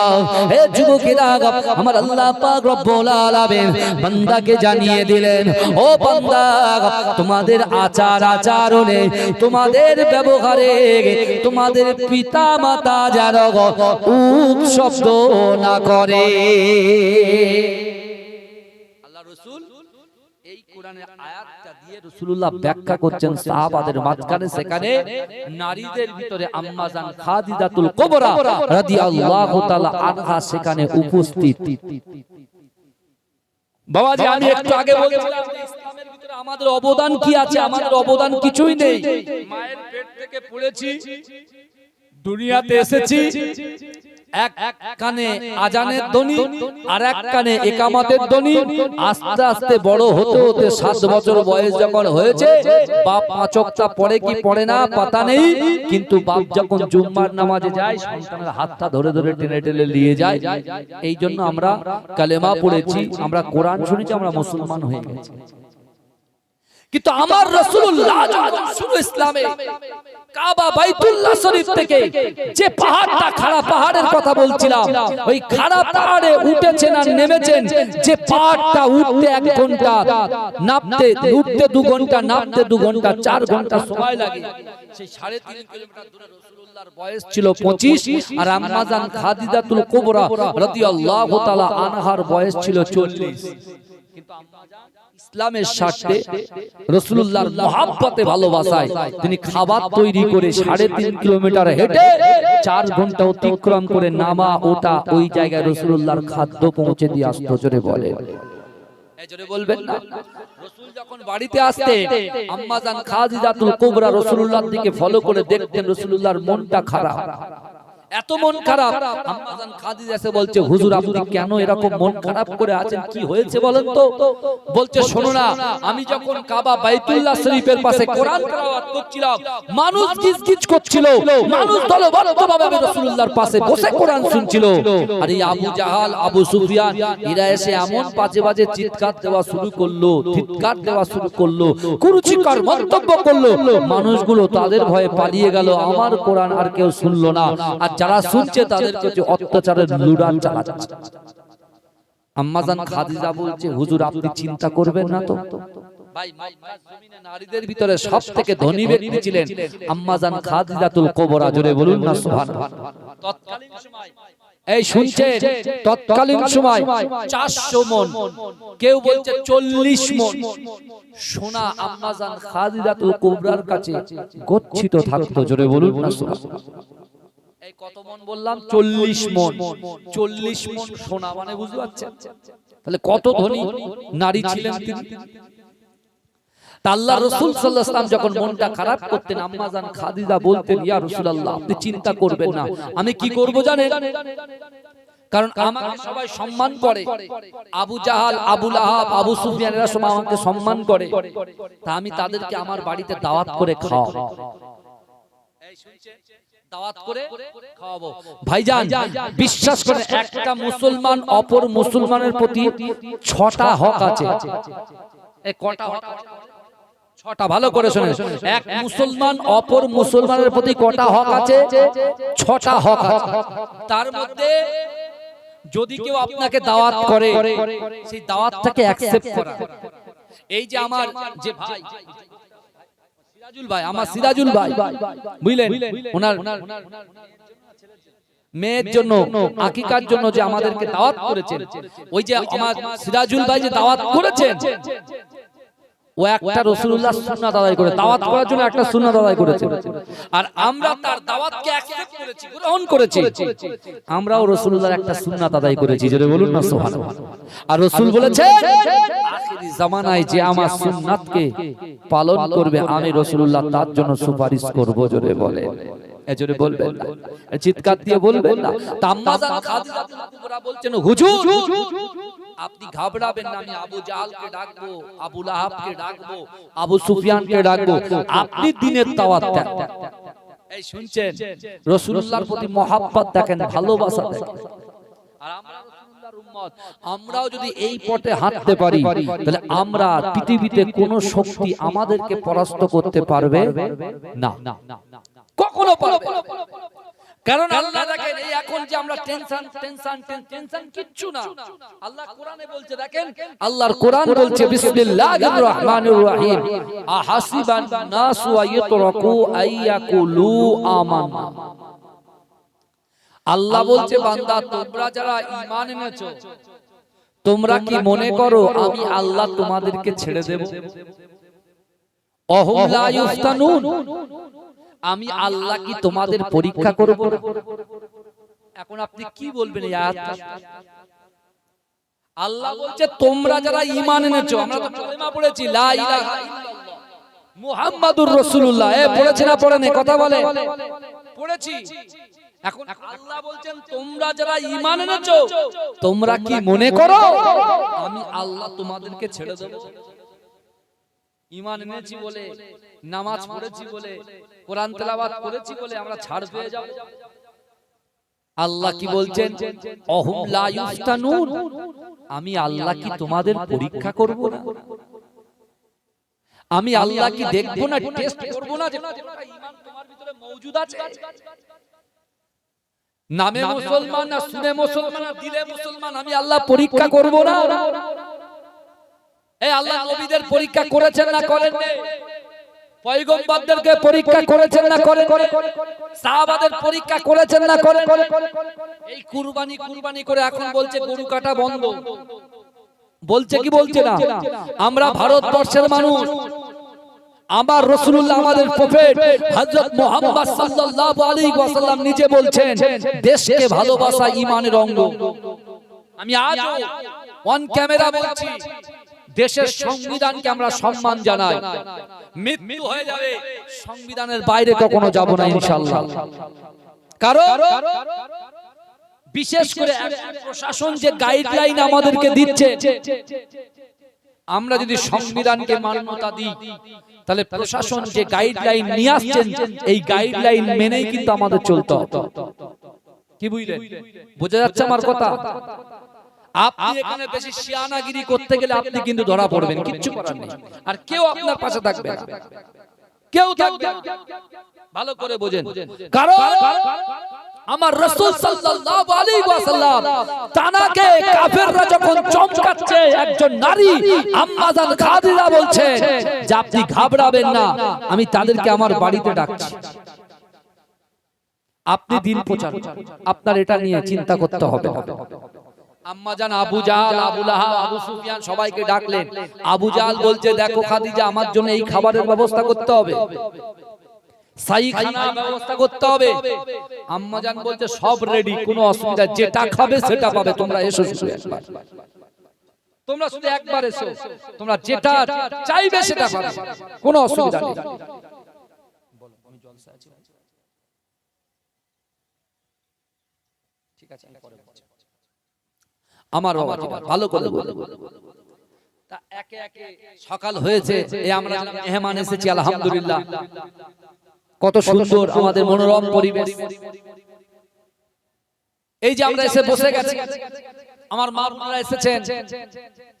বাবাজি বিশ্বাস করেন, বিশ্ব নবী রাসূল সাল্লাল্লাহু আলাইহি ওয়াসাল্লাম যখন দিন প্রচারে গেছেন, সবাই একে একে চলে আসছে। আবু জাহল, আবু সুফিয়ান, আবু লাহাব সবাই এসে গেছে। আম্মা জান ভালো করে পেট ভরে খাইয়েছেন। পেট ভরে খাওয়ানোর পরে আবু জাহল বলছে তাহলে খাদিজা আমি আসি। কেন আবু জাহল তো চালাক লোক, ও তো জানে যে আমার কোন একটা জায়গায়, ঠিক জায়গায় একটা বাঁধনে তুমি আটকে দেবে। তা আবু জাহল যে ছটফট করছে, আম্মা জান বলে দাঁড়াও, খাওয়া দাওয়া তো হলো, একটু কথা হোক, একটু আলোচনা হোক না, তা কি আছে। আবু জাহল তো আলোচনায় বসতে চাইছে না, আর আম্মা জানও ছাড়বে না। আর যেহেতু আম্মা জান খুব রেসপেক্ট, বুঝতে পেরেছেন, তিনি কি করলেন, সাইড কি হয়েছে, বলে তোমার মনে হয় আমি কিছু প্রশ্ন করি, তোমরা জবাব দেবে? বলে বলেন। বলে বলো তো দেখি, এই মক্কা জমিনে সবথেকে সুন্দর ব্যক্তি তোমাকে কাল লাগে? এই শুনছেন, মক্কার জমিনে সবথেকে সুন্দর, ব্যবহারে ভালো, আখলাকে ভালো, চরিত্রে ভালো, নম্রতা, ভদ্রতা, হৃদ্রতা, নমনীয়তা সবকিছুতে ভালো কে? আম্মাজান খাদিজা প্রশ্ন করছেন ওই কাফেরদেরকে, ওদেরকে প্রশ্ন করছেন। ওরা তখন চোখ বুজিয়ে কিছুক্ষণ স্মরণ করে বলছে, কেন হযরত মুহাম্মদ মুস্তাফা সাল্লাল্লাহু আলাইহি ওয়াসাল্লাম সবথেকে ভালো। জোরে বলেন, জোরে বলবেন না? বলছে সবথেকে শিক্ষিত সম্পন্ন ব্যক্তি মক্কার জমিনে কে? বলে কেন? আব্দুল্লাহর বেটা মুহাম্মদ মুস্তাফা সাল্লাল্লাহু আলাইহি ওয়াসাল্লাম। তখন বলে তাহলে আমার স্বামীকে তোমরা কেন নবী বলে মানো না? কেন নবী বলে মানো না? তখন আবু জাহল বলছে, আচ্ছা খাদিজা তুমি দেখো তুমি কত ধনী, মক্কায় অনেক বড় বড় ধনী ব্যক্তি আছে, অর্থ সম্পদের মালিক তারা আছে, তা আল্লাহ তোমার আল্লাহ ঠিকই বলছে, আল্লাহ এই সকল ধনী ব্যক্তিদের নবী না বানিয়ে এই আব্দুল্লাহর বেটা এতিম ছেলে গরিব মানুষ তাকে নবী বলে আমাদেরকে মানতে হবে, এটা কি পারা যায়? এটা কি মানা যায়? তখন আম্মাজান খাদিজা কি বলছে জানেন? আম্মাজান খাদিজা বলছে মক্কায় সবথেকে ধনী ব্যক্তি কে বলো তো? বলছে কেন আপনি খাদিজা, আপনি সবথেকে ধনী ব্যক্তি? বলে যাও, আমার অর্থ সম্পদ যা কিছু আছে ইসলামের জন্য, শরীয়তের জন্য, কলেমার জন্য, বিশ্বনবী মুস্তাফা জানের রহমতের জন্য আমি খাদিজা আমার স্বামীকে আমার সম্পদগুলো সব দিয়ে দিলাম। জোরে বলেন না সুবহানাল্লাহ। এবারে তো তোমরা নবী বলে মানো। যেই বলেছে আবু জাহল বলছে দেখো খাদিজা তুমি যা খাইয়েছো এবারে পেট থেকে বার হয়ে যাবে, আমাদেরকে বিদায় দাও বলে আউট হয়ে গেছে। ভাই তার মানে হেদায়েত দেওয়ার মালিক হচ্ছেন আল্লাহ, কিন্তু আজকে আমরা আমাদের খিদে থাকতে হবে। অর্থাৎ আল্লাহ নিজেই বলছেন মান কানা লিল্লাহ কানা আল্লাহু লাহু, যে ব্যক্তি আমার হয়ে যায় আমি আল্লাহ তার হয়ে যাই। জোরে বলুন না সুবহানাল্লাহ। আর সেই বিশ্ব নবী রাসূলুল্লাহ যখন এই আয়াতটা পড়লেন, ফালা তাকুল্লাহুমা উফি ওয়ালা তানহারহুমা ওয়া কুল্লাহুমা কাওলান কারীমা, আল্লাহ রাসূল বলছে তোমাদের আচার আচরণে, তোমাদের ব্যবহারে, তোমাদের পিতা মাতা যেন উপ শব্দ না করে। যে এই কথা বলেছে একজন সাহাবা, যুবক সাহাবা চিৎকার দিয়ে কেঁদে উঠেছে। আল্লাহ রাসূল বলছে যুবক তুমি কাঁদো কেন, কি হয়েছে? বলে ইয়া রাসূলুল্লাহ এই যে আয়াত আপনি পড়েছেন বড় সর্বনাশ হয়ে গেছে। বলছে কেন? বলে ইয়া রাসূলুল্লাহ ইয়া হাবিবাল্লাহ হুজুর কিছুদিন আগে আমার মাও ইন্তেকাল করেছে, বাপও ইন্তেকাল করেছে। অর্থাৎ এই আয়াতটাকে সামনে রেখে আমি ছেলে, আমার অর্থ সম্পদ সবকিছু ছিল, কিন্তু আমি আমার পিতামাতাকে সময় দিতে পারিনি, মহব্বত করতে পারিনি, ভালোবাসতে পারিনি, তাদেরকে সময় দিতে পারিনি, তাদেরকে খিদমত করতে পারিনি। ইয়া রাসূলুল্লাহ ইয়া হাবিবাল্লাহ হুজুর আমি ছেলে, আমার মনটা বড় কষ্ট হয়। রাসূলুল্লাহর সামনে যখন ওই যুবকটা এক এক রকম ভাবে তার বাপ মায়ের কথাটা বলছেন, আল্লাহর রাসূল একটু কড়া ভাবে বললেন, এ যুবক তুমি থামো, তুমি তোমার মা বাপের কথা বলছো, আমি রাসূলুল্লাহ আমার পিতা মাতার কথা বড্ড মনে পড়ছে। জোরে বলুন না সুবহানাল্লাহ। কে বলছে? আমার দয়ার নবী মুস্তাফা বলছেন যে তুমি তোমার বাপ মার কথা বলছো, আমি রাসূলুল্লাহ আমার পিতা মাতার কথা মনে পড়ছে। এই শুনছেন? যুবকটা রাসূলুল্লাহর সামনে হা করে তাকিয়ে হঠাৎ করে ওই মজলিস ছেড়ে বেরিয়ে যাচ্ছে। ওই যুবকটা মজলিস ছেড়ে বেরিয়ে যাচ্ছে। কিন্তু আমার ভাই জানেরা, এ নবী পাকের উম্মত উম্মতিরা, এ নবী দেওয়ানারা, বিশ্ব নবী রাসূলুল্লাহ সাল্লাল্লাহু আলাইহি ওয়াসাল্লাম ওই যুবককে বলতে লেগেছে, ও যুবক কি ব্যাপার, তুমি কেন এই মজলিস থেকে ছেড়ে চলে যাও? না না না কি হয়েছে বলো? বলছি ইয়া রাসূলুল্লাহ হাবিবাল্লাহ মা বাপটা যদি বেঁচে থাকতো তাহলে আমার মা বাপকে একটু খিদমত করতাম, মা বাপের কাছে গিয়ে মা বাপের পায়ের কদমটা ধরে একটু টিপে দিতাম। ও যুবকেরা মা বাপ যদি বেঁচে থাকতো মা বাপের কাছে গিয়ে সময় দিতাম। ও যুবকেরা বিশ্ব নবী রাসূলুল্লাহ সাল্লাল্লাহু আলাইহি ওয়াসাল্লাম ওই যুবককে বলতে লেগেছে, ও যুবক তুমি বলো বলো তোমার মৃত পিতা মাতাকে কি তুমি খিদমত করতে চাও? তুমি কি মৃত পিতা মাতাকে খিদমত করতে চাও? হে যুবকেরা, হে নবী পাকের উম্মতিরা, আল্লাহ রাসূল যখন এই কথা বললেন, ওই যুবকটা বললেন, ইয়া রাসূলুল্লাহ, হাবিবাল্লাহ, আপনি বলেন মৃত পিতা মাতাকে কি খিদমত করা যায়? আপনি শুনছেন তো নাকি? আল্লাহ রাসূলের ওই যুবক সাহাবাটা রাসূলুল্লাহকে বলছে, আর রাসূল ওই যুবককে কি বলছেন, যে তুমি মৃত পিতামাতাকে কি খিদমত করতে চাও?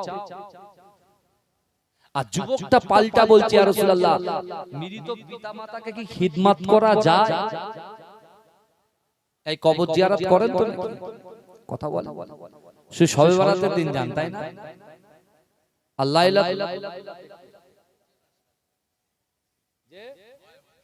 মাঝে মাঝে কেন, প্রত্যেক দিন হবে কেন? কবর যত জিয়ারত করবেন, আল্লাহ হাকুমুত তাকাতুরতুমুল মাকাবির, জোরে বলুন না সুবহানাল্লাহ। কবর দেখলে পরে কবরের খেয়াল চলে আসে। ভালো করে বলবেন, কবরের আযাব হচ্ছে শক্ত আযাব। ওই কবরে আমাদেরকে যেতে হবে ভাই। দুনিয়া দুনিয়া করে মেতে কদিন থাকবেন দুনিয়াতে? অর্থ আল্লাহ তো ঠিকঠাক ভাবে খাইয়ে নিয়ে যাচ্ছে, আলহামদুলিল্লাহ। দিন তো পার হয়ে যাচ্ছে নাকি? এই কথা বলে, দিন তো যাচ্ছে। তা আমরা যত এগিয়ে যাচ্ছি, যত মনে হচ্ছে আমাদেরকে মনে হয় যে আমরা কঠিন দিনে আছি। ভাই আমরা কঠিন দিনে, আল্লাহ কখনো তার বান্দাদেরকে কঠিন দিনে রাখেন না। আল্লাহ একটু পরীক্ষা করে, একটু পরীক্ষা করে। কি পরীক্ষা? আপনি দেখুন না, যদি কুরবানির ইতিহাসকে আপনি খোলে, বুখারী শরীফের সহিহ হাদিস আমি আপনাদেরকে বলছি, আল্লাহ পাক রব্বুল আলামিন নবী ইব্রাহিমের স্ত্রী কটা ছিল? দুটো। প্রথম ছিল কে? প্রথম কে ছিল? কথা বলে। কুরবানির কথা আসছে, একটুখানি হালকা টাচ দিয়ে, অসুবিধা নেই তো বাবা? একটু তাকবীর দেন, নারে তাকবীর। এই আমার যুবক ভাইরা কই, আওয়াজ কই? নারে তাকবীর। আমি বলেছি না ক্যানিং এর মতো আওয়াজ দেবেন, নারে তাকবীর। মাসলাকে মুজাদ্দিদ জামান বলুন জিন্দাবাদ। এই জলসা শ্রোতা সামিন মণ্ডলী বলুন জিন্দাবাদ, নারে তাকবীর। কারা কারা রাসূলুল্লাহকে ভালোবাসেন হাত তোলেন। এই আমি যখন হাত তুলবো জোরে সুবহানাল্লাহ হবে তো? ইনশাআল্লাহ বলেন। আমি দেখবো কিন্তু ভাই, পরীক্ষা করব কিন্তু। ওই হাত নামান দেখি, গলার আওয়াজ, হাত তুলে সুবহানাল্লাহ বলেন। আবার আবার কত সুন্দর দেখেন তো। এইরকম যদি ইমাম মানতেন ভাই, আমাদের মাথার উপরে কালো ছায়া আসা তো দূরের কথা, কিছু আসতো না। বুঝতে পারছেন না? বলে কলে প্রত্যেক জায়গায় আছে, বলে কলে পড়ে কলমা পড়ে। বুঝতে পেরেছেন? তা মাশাআল্লাহ ভাইজান, আমরা আল্লাহকে খুশি করতে এসেছি বলেই হাতটা উঠছে। আর এখান থেকে বাইরে গেলে কি হবে আল্লাহ জানে। তাহলে আমি যখন হাত তুলবো জোরে সুবহানাল্লাহ হবে ইনশাআল্লাহ। দেখি আর একবার ট্রাই করেন বাবাজি, একটু দেখেন আপনার পীরের আওলাদ এসেছি। চলে ওরে ও ভূমি, মদিনার ভূমি, ওরে ও মাটি, মদিনার মাটি, একদিকে দুই সাথী, হায় রওজাতে আমার নবী জিন্দা শুয়ে রয়। আল্লাহর নবী, হায়াতুন নবী, আল্লাহর নবী, খাতামান নবী, সাক্ষ্য দিল কোরআন, হায় জিন্দা যে আমার নবী দয়াময়। সাহাবাদের নিয়ে নবী মদিনায় ঘুমায়, উম্মতের জন্য নবী কাঁদে সব সময়। মদিনাতে দেখতে পাবি নবীজির ওই স্মৃতি সবই, মদিনাতে দেখতে পাবি নবীজির ওই স্মৃতি সবই। সেই স্মৃতিতে চুমা খেলে গোনা ধুয়ে যায়। জিন্দা যে আমার নবী দয়াময়, জিন্দা যে আমার নবী দয়াময়। পাখির মতো থাকলে ডানা উড়ে যাইতাম, রওজাতে গিয়ে মোরা চুমা খাইতাম। কেঁদে কেঁদে বলতাম আমি, শুনি তো আমার আমার নবী কেঁদে কেঁদে বলতাম আমি, শুনি তো আমার নবী, নবী ছাড়া রোজ হাসরে পার হওয়া দায়। জিন্দা আছে আমার নবী দয়ে রওজাতে, আমার নবী জিন্দা শুয়ে রয়।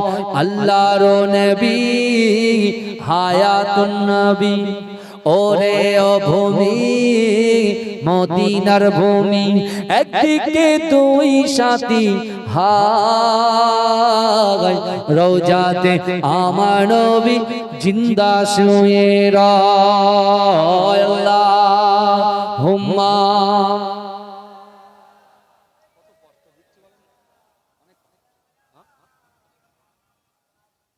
যে রাসূলুল্লাহ বলছেন মরা পিতামাতাকে খিদমত করা যায়, তাই তো?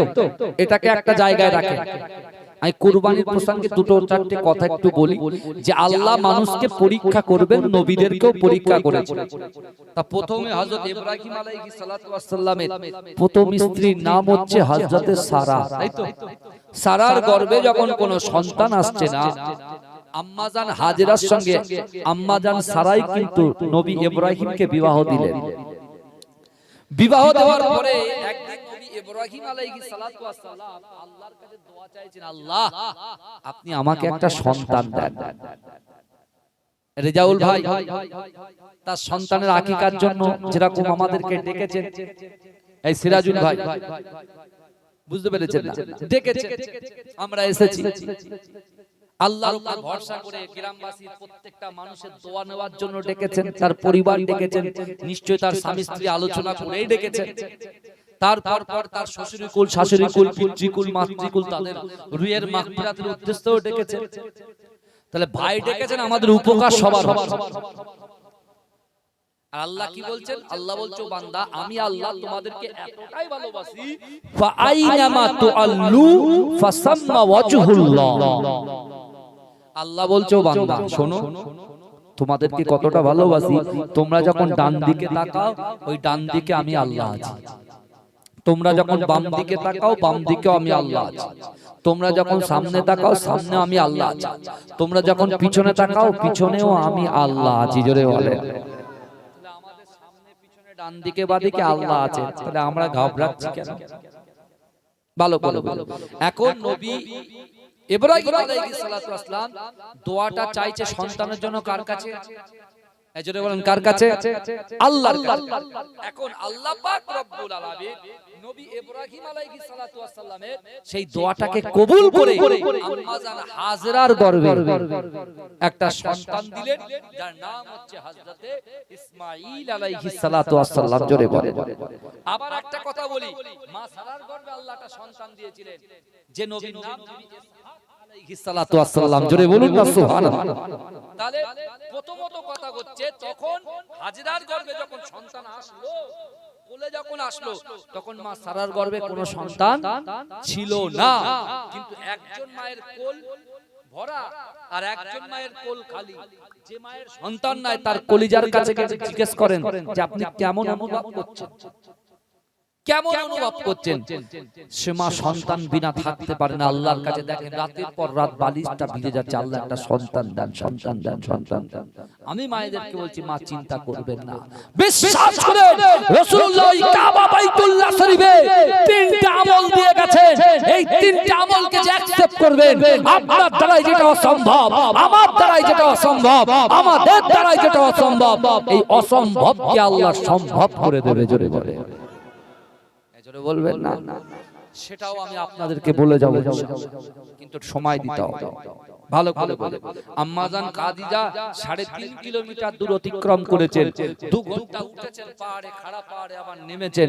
আর আপনার বাড়ি থেকে 100 মিটার, 200 মিটার, 300 মিটার, 400 মিটার দূরে এই জান্নাতের বাগানে বসে একটু কোরআন হাদিসের কথা শুনবেন, আপনার সময় নাই। আবার মাথায় হাত দিয়ে বলে আল্লাহ ভালোবাসেন, কিন্তু আমার বাবাজিরা নবী ইব্রাহিম আলাইহিস সালাতু ওয়াস সালামের যে সন্তান ইসমাঈল আলাইহিস সালাতু ওয়াস সালাম আম্মাজান অর্থাৎ হাজরার গর্ভে ওই কোলে যে সন্তানটা দেখে আম্মাজান সারা আলাইহিস সালাতু একটু ঈর্ষান্বিত হলো, দেখে একটু কষ্ট অনুভব করলেন। আল্লাহর সাথে সাথে বললেন, ইব্রাহিম যাও, তুমি তোমার সন্তানকে দুর্গম মরু প্রান্তর, যেখানে কোনো কিছুই নাই, পানিও নাই, জনবসতি নাই, আমি আল্লাহর ঘরটা আছে, আমার ঘরের পাশে তোমার সন্তান সহ তোমার স্ত্রীকে রেখে এসো। ভাইজান, আল্লাহর হুকুম। নামাজ কার হুকুম? জোরে বলে। রোজা কার হুকুম? যাকাত কার হুকুম? পিতামাতাকে খিদমত করতে হবে কার হুকুম? আল্লাহর হুকুম। আর আল্লাহ নবী ইব্রাহিমকে হুকুম দিচ্ছেন কি, তোমার দুধের বাচ্চা সহ তোমার স্ত্রীকে দুর্গম মরুপ্রান্তর কাবা বাইতুল্লাহ শরীফের পাশে রেখে এসো। সে জায়গায় নবী ইসমাইল তো বলতে পারতো, আল্লাহ আমাদের এখানে এই গরমে স্কুল ছুটি এক মাস, কত 43 হয় না 39 40, তাই কত ডিগ্রি আছে? 39 40 তো, হ্যাঁ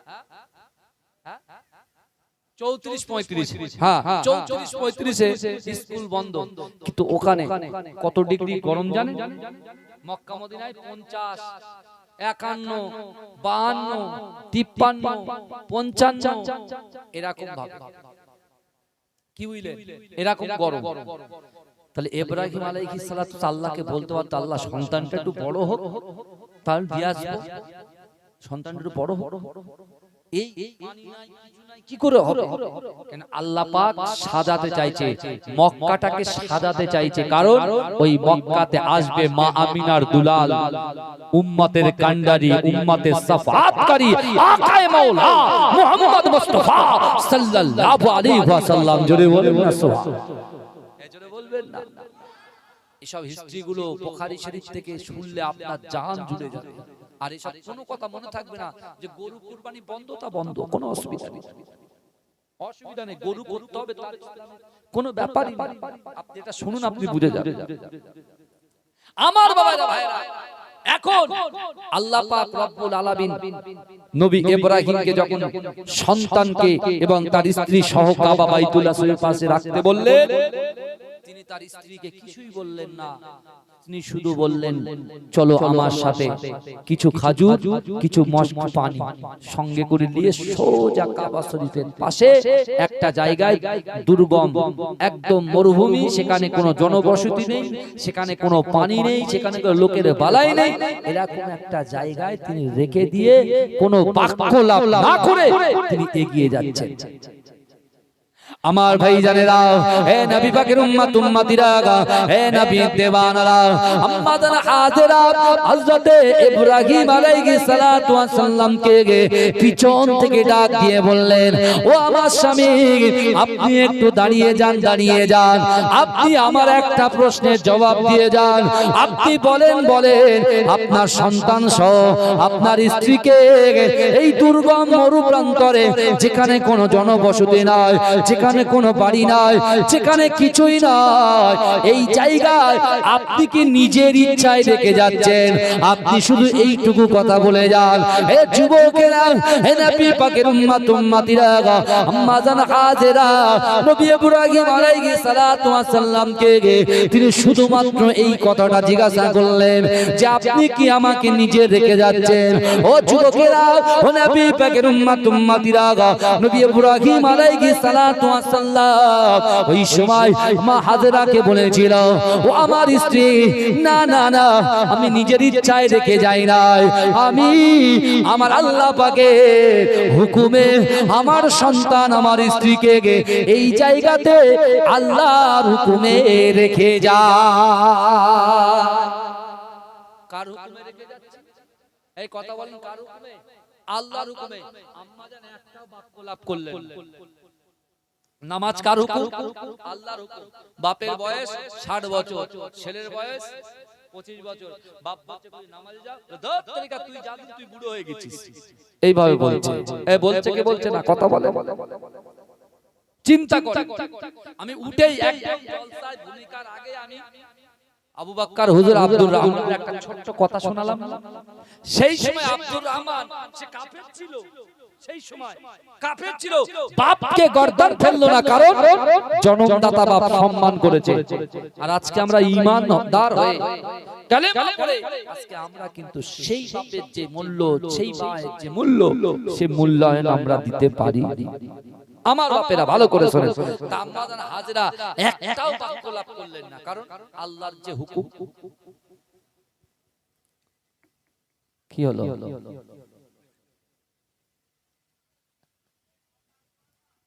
কিছু হলো নাকি? শেষ করব কি? কি বলছে ওই লোকটা? কি বলছে? আমার বাবাজিরা ভাইরা, বরঞ্চ ওখান থেকে একটা পর্দা দিয়ে দেন, আরো ভালো হবে, আমার মাইন্ড ওই দিকে যাবে। ঘোরাঘুরি করলে সমস্যা। আর দরুদ শরীফ পড়েন, আল্লাহুম্মা।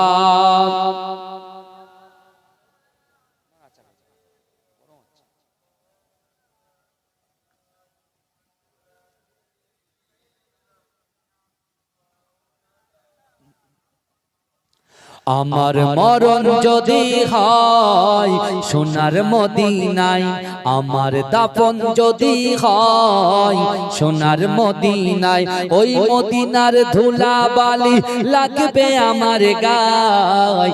আমার মরণ যদি হয় সোনার মদিনায়। কোনো গলার আওয়াজ আছে? সুবহানাল্লাহ বলবেন। আমি কি বলছি বলেন তো, গজলগুলো শুনবে। আমি বলছি যে আমাদের মরণ যদি হয় সোনার মদিনায়, সোনার মদিনায় মরলে তো ও জান্নাতে যাবে। হ্যাঁ হ্যাঁ, দেখেছেন? আই তো সেটিং করছি, হাত কোন উঠেছে দেখেছেন? হাত দেখেছেন, সেটিং করে নিচ্ছি, অসুবিধা নেই। হ্যাঁ, 4 মাস বিএলওর কাজ করে সেটিং হয়ে গেছি আমি, বুঝতে পেরেছেন? মাথার ভিতরে অনেক বুদ্ধি টুদ্ধি ছিল না আমার, বুঝলেন, কিন্তু এই সরকারি এই বিএলওর কাজ করে আমার মাথায় কিছু বুদ্ধি ঢুকেছে। আর যেগুলো ঢুকেছে সেই অভিজ্ঞতা নিয়ে আপনাদের সাথে দুটো কথা বলছি। ভয় করলে হবে না, কাজ জানি না বলে পিছনে পালালে হবে না। এই শুনছে? আপনি ব্যবসা জানেন না বলে ব্যবসা করবেন না, আপনি ফাঁসেন না, অসুবিধা নেই। প্রথমে ফেল করবেন, দ্বিতীয়বার ফেল করবেন, তৃতীয়বার ফেল করবেন, চতুর্থবারে স্টার মার্ক নিয়ে পাস করবেন। জোরে বলুন। এই কথা ঠিক না ভুল কথা বলে? আমি তো এইজন্য বলি, তো আমি তো 5 ওয়াক্ত নামাজের কথা তো আমার যুবকদেরকে বলি না। এখন 5G যুবক, এদের বললে উপর দিয়ে বেরোবে। এদেরকে বলতে হবে, ভাই 5 ওয়াক্তের মধ্যে যেটা হোক একটা পড়। হ্যাঁ, আস্তে আস্তে ঢালাই মেরে মেরে মেরে মেরে মোটামুটি ভোতা ভোতা যেখানে হয়ে গেছে একটু একটু করে উঠো। একসাথে গিয়ে গেলে পুরো চামড়া উঠে যাবে, বেকার হয়ে যাবে। এখনকার যুবকদের অবস্থা কি জানেন না? কথা শুনেন, ব্রেন ভালো হয়ে যাবে। আমি এবারে যে কথাটা বলছি কোরআন হাদিসের কথা বলছি না, তার বাইরে একটা যুবক, 30 বছরের একটা যুবক ফেসবুকে পোস্ট করেছে তার আবেগের কথা। বুঝতে পারছেন?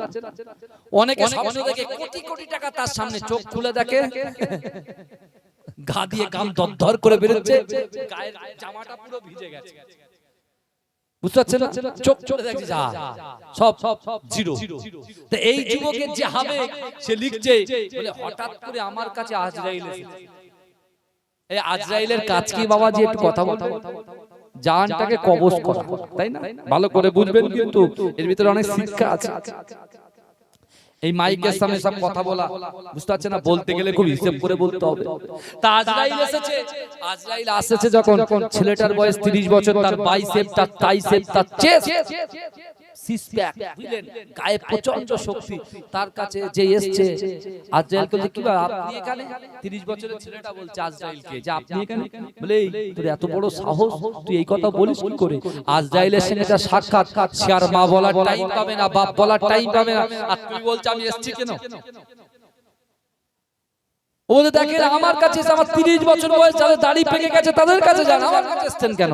বলে এটা আমি নিজে ইচ্ছা আসিনি, আল্লাহ হুকুম দিয়েছে তাই এসেছি। এই দেখ আমার কাছে আল্লাহ একটা লিস্ট দিয়েছে, আল্লাহ আমার কাছে একটা লিস্ট দিয়েছে, এই লিস্টে 100 জনের নাম আছে। কত জনের? 100 জনের নাম আছে। এই 1 নম্বরে কলিমুল্লাহ তোর নাম। তখন ওই যুবকের গা দিয়ে তরতর করে ঘাম বেরোচ্ছে, আর বলছে দেখেন আমি তাহলে দুনিয়া থেকে চলে যাব বলে হ্যাঁ তুই রেডি হ বলে শোনেন না যাবার আগে তাহলে আমার মনের একটা আশা পূরণ করে দাও বলে কি তাড়াতাড়ি বল বলে এতদিন পর্যন্ত আজরাইলের সামনে কথা বলার ক্ষমতা কারোর হয়নি আর তোর আশা কি আশা আছে বলে আমি একটু আপনাকে খিদমত করব আমি একটু আপনাকে সেবা করব বলে তুই আমাকে সেবা কি করবি কি খিদমত করবি বলে আমি আপনাকে এক কাপ চা খাওয়াবো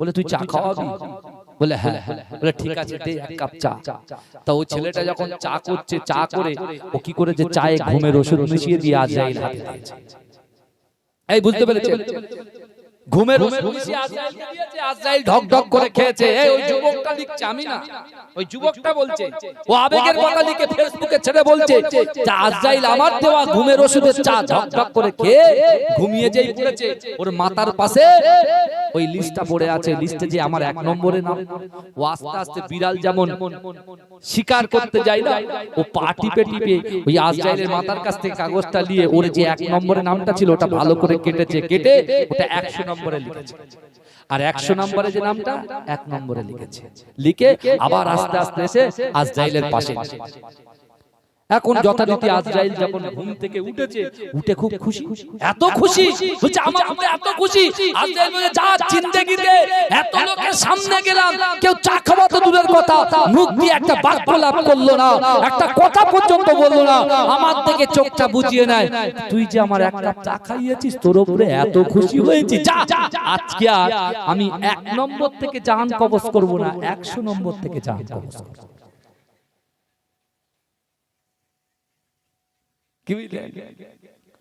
অতি চালাকি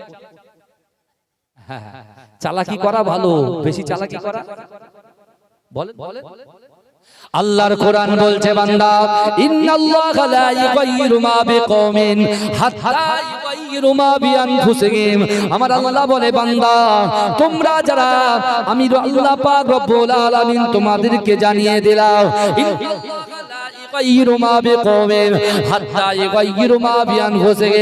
আমার আল্লাহ বলে বান্দা যে যাচ্ছে কম নিজে পরিবর্তন হবার চেষ্টা করে না আমি আল্লাহ পাক ওই জাতি ওই কমকে কখনো জন্য পরিবর্তন ঘটাই না ও যুবকেরা আমাদেরকে পরিবর্তন হতে হবে আল্লাহ রাসূল সাল্লাল্লাহু আলাইহি ওয়াসাল্লাম যখন ওই যুবককে বলেছিলেন ও যুবক বলো বলো তুমি তোমার পিতা মাতাকে কি খিদমত করতে চাও যুবকটা বলতে লাগলেন ইয়া রাসূলুল্লাহ ইয়া হাবিবাল্লাহ হুজুর মরা পিতামাতাকে কি খিদমত করা যায় আল্লাহর রাসূল বললেন হ্যাঁ যায় ও যুবকেরা ওই সময় ওই যুবকটা আল্লাহর রাসূলের কদমের কাছে পড়ে বললেন ইয়া রাসূলুল্লাহ ইয়া হাবিবাল্লাহ হুজুর কি এমন কাজ করলে মরা পিতামাতাকে খিদমত করা যায় তাদের খিদমত করার সওয়াবটা পাওয়া যায় আল্লাহর রাসূল বললেন ও যুবক শোনো শোনো আমার আল্লাহ পাক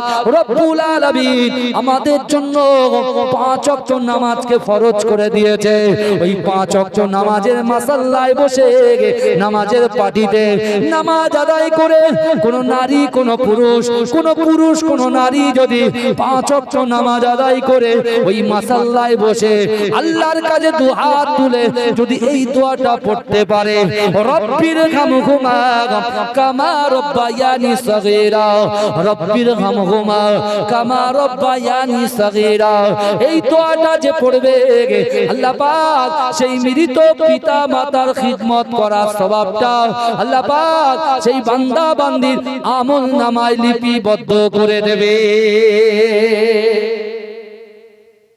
বলবেন না সুবহানাল্লাহ কি দোয়া পড়তে হবে রব্বির হামহুমা কামা রব্বায়ানি সগীরা এই বুঝতে পারছেন তো এই দোয়াটা আমরা কভার করেছি সারা দিনে হাতের 5টা আঙ্গুল সমান নামাজি বলেছে আমিও বলছি একমত সবাই পড়ে আবার পড়ে না কেউ পড়ে না তাই না কথা বলে কিন্তু আমার বাবারা ভালো করে শুনেন আমাদের বাপ মা যারা কবরে আছে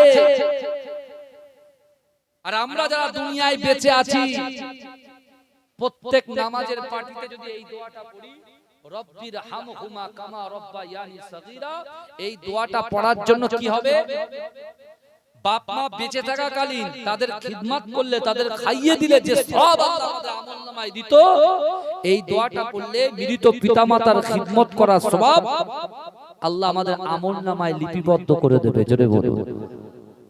আর দ্বিতীয় কি, আল্লাহ পাক রব্বুল আলামিন আমাদের যে অর্থ দিয়েছে, সম্পদ দিয়েছে, আল্লাহ পাক রব্বুল আলামিন আমাদের যে ইনকাম দিয়েছে, রুজি দিয়েছে, আমাদের এই অর্থ থেকে, আমাদের সম্পদ থেকে যদি কিছু পয়সা আমরা যদি দান করে দিতে পারি, কিছু টাকা যদি, সম্পদ যদি পিতামাতার মহব্বতে সাদকায়ে জারিয়া করে দিতে পারি, বিশ্বাস করুন ওই টাকাটা দেওয়ার সাথে সাথে মৃত পিতামাতার খিদমত করার সওয়াব আল্লাহ আবার আপনার আমলনামায় লিপিবদ্ধ করে দেবেন, জোরে বলুন না সুবহানাল্লাহ।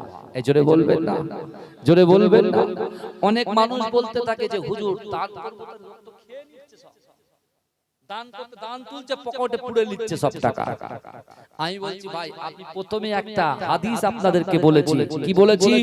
আন সাআল ইবনে সাদ রাদিয়াল্লাহু তাআলা আনহু قال قال রাসূলুল্লাহ সাল্লাল্লাহু আলাইহি ওয়াসাল্লাম ইন্নাল আবদা, নিশ্চয়ই কোন আল্লাহর বান্দা, লা ইয়ামালু আমালা আহলিন নার, জাহান্নামবাসীদের কাজ করে, জাহান্নামবাসীদের কাজ করে, জাহান্নামে যেতে এক পা বাকি, জাহান্নামে যেতে এক পা বাকি।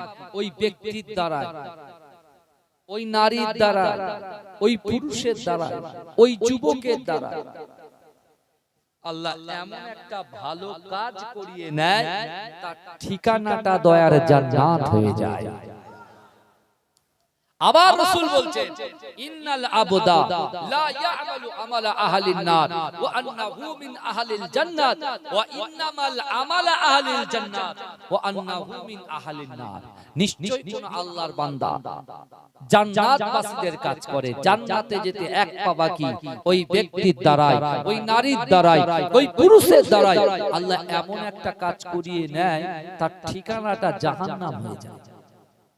আল্লাহর রাসূলের একজন সাহাবা দাঁড়িয়ে বলছে, ইয়া রাসূলুল্লাহ কি ব্যাপার?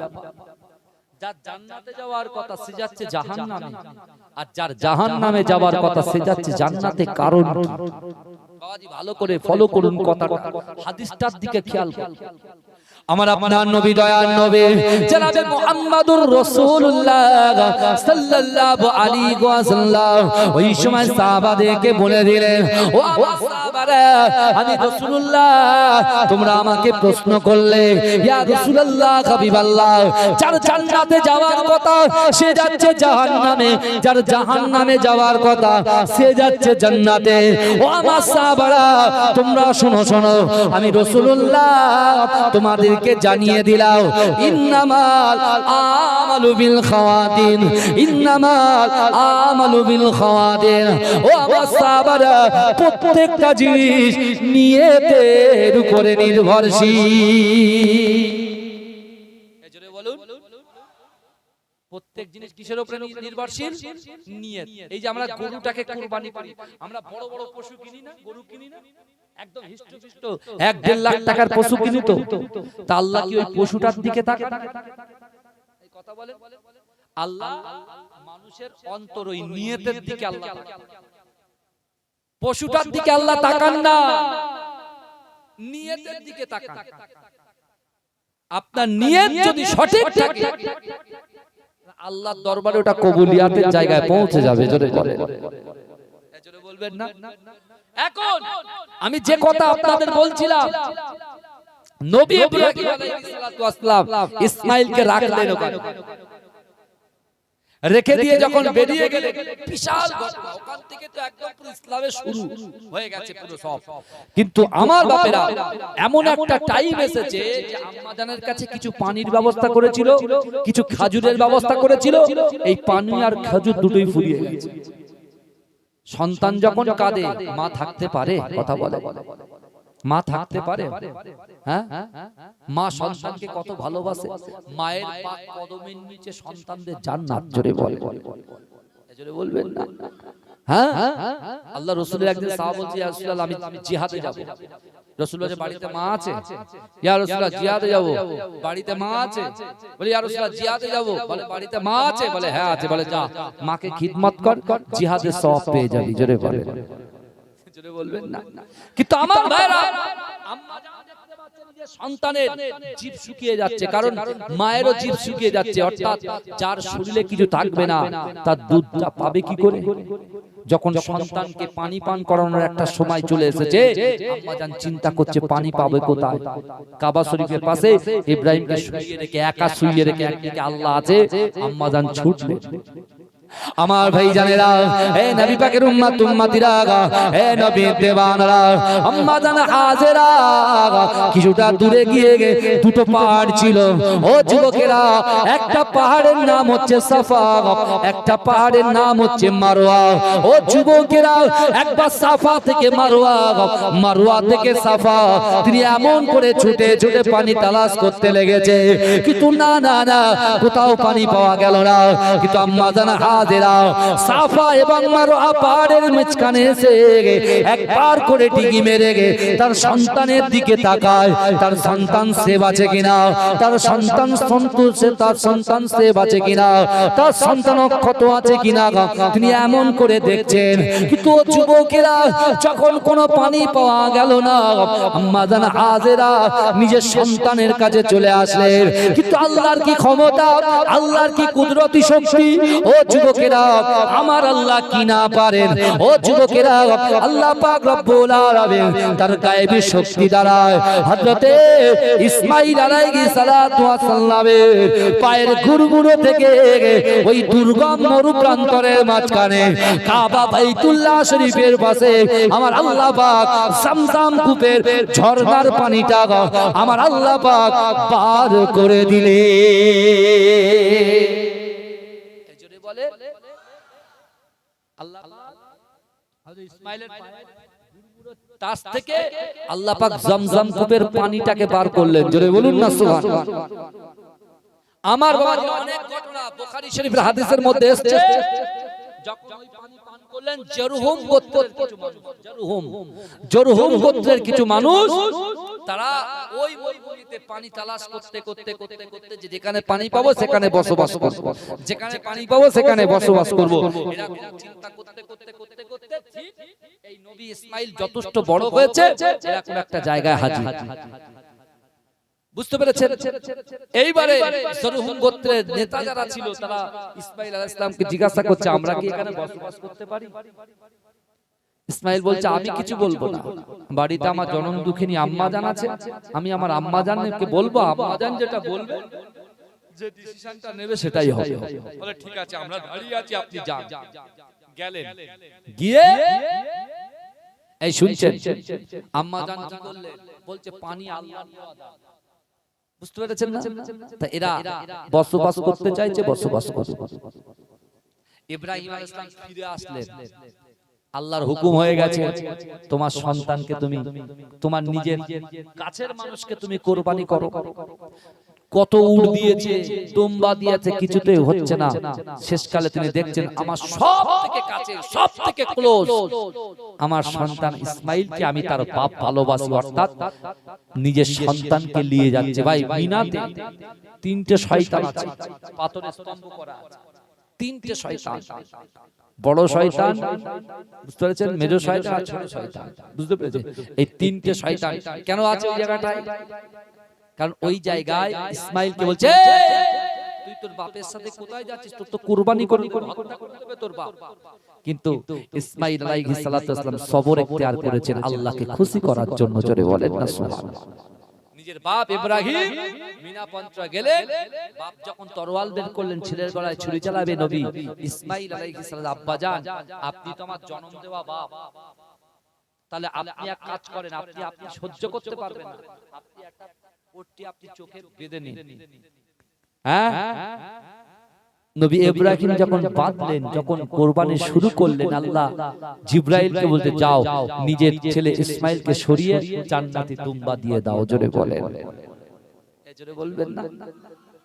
এবারে দেখেন, এই যে পাঁচ ওয়াক্ত যে নামাজটা আমাদের কাছে এসেছে, প্রত্যেকটা নামাজে কিন্তু একটা ঘটনা আছে। আমি শুধু জোরটা বলছি, শুধু জোরে রক্তের কথাটা বলছি।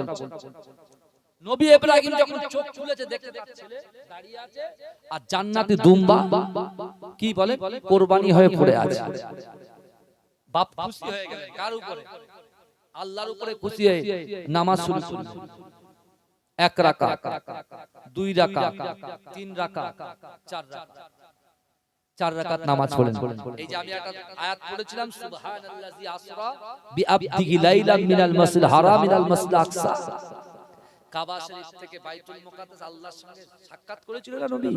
আমার আল্লাহ বলেছে, হাবিব শোনেন না, আপনার আগে একজন পয়গম্বর এসেছে যার নাম নবী ইব্রাহিম আলাইহিস সালাতু ওয়াস সালাম। আমি শোনেন না, আপনার উম্মতের জন্য যে 5 ওয়াক্ত নামাজ আমি আল্লাহ দিলাম, তার মধ্যে এই নবী ইব্রাহিম আলাইহিস সালাতু ওয়াস সালাম যে নামাজটা শুকরিয়াতান তার সন্তানের হেফাজতের জন্য আমি আল্লাহ পাক রব্বুল আলামিন তার সন্তানের জায়গায় জান্নাতি দুম্বা দিয়েছি।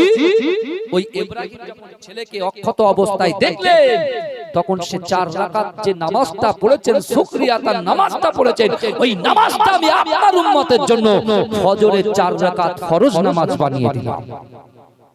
এজন্য বলবেন, আল্লাহ ওয়াদা করছেন রাসূলুল্লাহর সঙ্গে, যে ফরজ যে জোহর পড়বে, ইব্রাহিম যেমন ইসমাঈলকে কুরবানি করার যে সওয়াব, ওই সওয়াব আমি আল্লাহ আমার আপনার উম্মতের আমলনামায় দিয়ে দেব। জোরে বলুন না সুবহানাল্লাহ।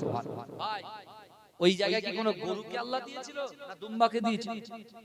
ঠিক আছে, আমরা গরু কুরবানি করছি না, কোনো অসুবিধা নেই। আমরা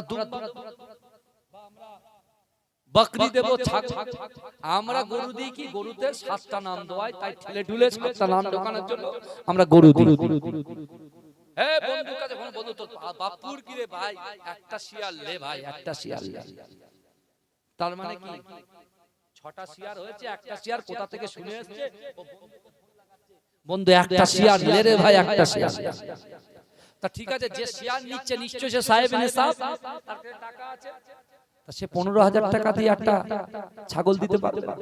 আমরা ছেলের নাম দিচ্ছি, ছেলের উপরে তো কুরবানি ফরজ নয়, আমার উপরে ফরজ। আপনার ছেলের উপরে কুরবানি তো ফরজ নয়, আপনার উপরে ফরজ, তাহলে আপনি একটা দিন আপনার নামে দিন। কিন্তু আমার ভাইরা, এখন বর্তমান যে পশ্চিম বাংলার যে কালচার, এই মুহূর্তে আমি প্রত্যেক প্রশাসনকে স্যালুট করি, তাদেরকে সম্মান করি, তাদের চেয়ারকে সম্মান করি, ভালো করে বোঝেন। এখন এই মুহূর্তে যে কুরবানির নিষেধাজ্ঞা যেটা হচ্ছে, যে 14 বছরের গরু, ভাই 14 বছরের গরু নিয়ে তার গায়ে আর কিছু থাকবে বলে মনে হয়, আর পাওয়া যাবে বলে মনে হয়? বুঝতে পারছেন না? এক একজন ফেসবুকে এত বদ, বুঝলেন, ফেসবুকে এমন এমন গরুর ছবি দিচ্ছে, বুঝতে পেরেছেন না? এসব নিয়ে করবেন না, দয়া করে বলছি, আমি আমার যুবকদেরকে বলছি, ঠিক আছে, আমি আপনাদেরকে বলছি, গরু কুরবানি করার দরকার নেই। গরু আপনি কিনবেন না, কারোর কাছ থেকে কিনবেন না। এই দেখেন না, কারোর কাছে একদম পুরো ব্যান করে দেন। আমি যদি এটা হয়, আমি আমার ভাইদেরকে বলি, মুহাব্বত করেন, ভালোবাসেন। আমাদের ভিতরে যে গরু কুরবানি না করলে আমরা মুসলমান থেকে খারিজ হয়ে যাব, এটা তো নয়, কোনোদিন নয়। কারণ প্রশাসন বলছে, প্রশাসনের তাদেরকে একটু তাদের কথা তো শুনতেই হবে। তারা যেভাবে বলছে, তারা আমাদের ভালোর জন্যই বলছে। কথা বলেন, প্রশাসন যে কথাটা বলছে আমাদের ভালোর জন্য বলছে। হ্যাঁ, সরকার যেটা ভালো বুঝে সেটা করেছে।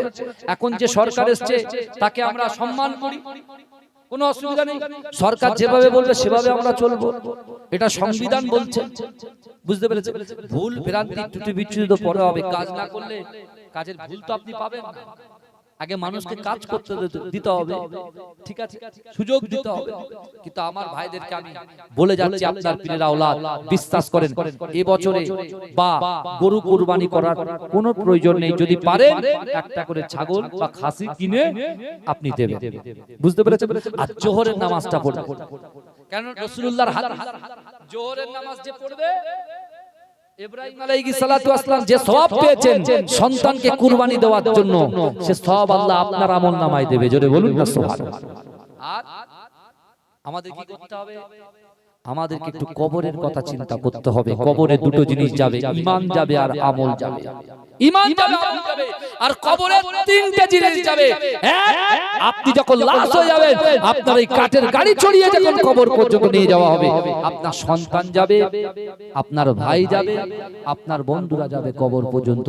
দ্বিতীয় নম্বর, আপনি যে অর্থ সম্পদের পিছনে ঘুরছেন, সেই অর্থ সম্পদের পিছনে যে ঘুরছেন, এই অর্থ সম্পদ কবর পর্যন্ত যাবেন। কিন্তু মিনহা খলাকনাকুম ওয়া ফিহা নুঈদুকুম ওয়া মিনহা নুখরিজুকুম তারাতান উখরা বলে যখন তিন মুঠো মাটি আপনার বুকে চাপিয়ে দেওয়া হবে, আপনার সন্তান আপনার ওই অন্ধকার কবরে, সাপ বিচ্ছুর কবরে, পোকামাকড়ের কবরে আপনাকে একা রেখে দিয়ে ওই সন্তান যখন চলিয়ে যাবে, আপনি কবর থেকে আর্তনাদ করবে, সন্তান তোকে আমি ছোট থেকে মানুষ করেছি, অন্ধকার ঘর, সাপ বিচ্ছুর ঘর, পোকামাকড়ের ঘরে তুই একা আমাকে ফেলে রেখে চলে যেতে পারলি? সাদের সন্তান আপনাকে পরোয়া করবে না, বাড়ি চলে যাবে। যে সম্পদের জন্য আপনি দোকানে টাইম বাই টাইম দিয়েছেন, নামাজকে কাজা করে দিয়েছেন, শরিয়াত থেকে দূরে সরে গেছেন, ওই সম্পদ আপনার সন্তানের পিছন পিছন বাড়ি চলে আসবে। আর আজকে যে ভাইটা জলসা দিয়েছে, এখানে একটু বসেছেন 2 ঘন্টা, এই বসার জন্য সুবহানাল্লাহ, আলহামদুলিল্লাহ, কিছু কোরআনের আয়াত, কিছু হাদিস আমরা যে শ্রবণ করেছি, এই হাদিস শ্রবণ করা, এই কোরআনের আয়াতটা শ্রবণ করার জন্য, এই জান্নাতের মাটিতে বসার জন্য বিশ্বাস করে আল্লাহ পাক একটা সওয়াব আতা করেছে, সেটা আমলে পরিণত করে রেখেছে। আপনার সন্তান যখন ওই কবরে কাজে আসবে না, আপনার অর্থ যখন কোনো কবরে কাজে আসবে না, ওই অন্ধকার ঘর, সাপ বিচ্ছুর ঘরে আপনার ওই অন্ধকার কবরটাকে এই আমলগুলো আল্লাহ দিয়ে আপনার কবরটাকে আলোয় আলোকিত করে দেবে। জোরে বলে, জোরে বলবেন না?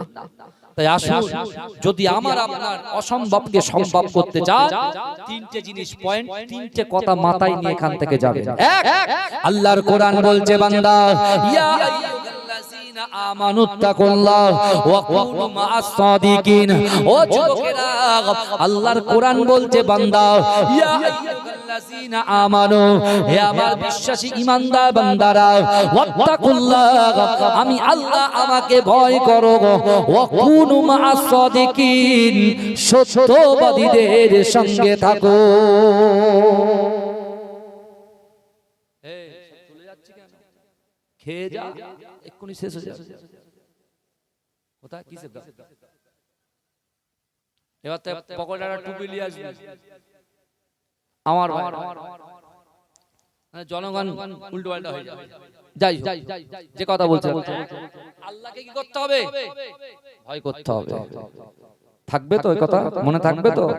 2, জীবনের থেকে রাসূলকে মুহাব্বত করতে হবে।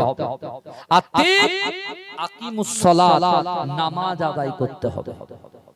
এই 3টে জিনিস যদি আপনি করতে পারেন, আল্লাহ আপনার অসম্ভবকে সম্ভব করে দেবে। জোরে বলুন না সুবহানাল্লাহ। আসুন একটু সালাম করে নিই। ইয়া নবী সালামু আলাইকা, আল্লামা রুহুল আমিন স্যার রাহমাতুল্লাহ আলাইহি, জোরে বলুন না সুবহানাল্লাহ। তো আমাদের দরবার শরীফে চৈত্র মাসের প্রথম শনিবার মহান ইসালের সওয়াব হয়, বুঝতে পেরেছেন? আর একটা খড়িবাড়ি, তার একটা দরবার, আমার আব্বাজান যিনি স্কুল টিচার ছিলেন, বুঝতে পেরেছেন? আমার আব্বাজান আন্দুলিয়া জালালিবাগ দরবার শরীফে আছেন। একেএম হায়দার আলী হুজুর, নিশ্চয় নাম শুনেছেন আপনারা, এদিকে প্রচুর এসেছেন, বুঝতে পেরেছেন? এই দিকটাই ক্যানিং এ, বুঝলেন, প্রচুর আমার আব্বাজান এসেছেন। আমার বড় আব্বা হামিদ আলী হুজুর, তিনিও এসেছেন। আমার আব্বা যে এদিকে প্রচুর এসেছেন। যাই হোক, ঠিক আছে, তারই একটা অযোগ্য আওলাদ হিসাবে আপনাদের কাছে এসেছি। আপনারা খাস করে দোয়া করবেন। সকলে বিসমিল্লাহর সঙ্গে সূরা ফাতিহা শরীফ একবার পড়ুন, বিসমিল্লাহর সঙ্গে সূরা ইখলাস শরীফ 3 বার পড়ুন, 11 বার দরুদ শরীফ পড়ুন। আমার বাড়িওয়ালা ভাই, আমার সিরাজুল ভাই, একটু আমার কাছে আসবেন। সিরাজুল ভাই, মাথায় টুপি পরে চলে এসো।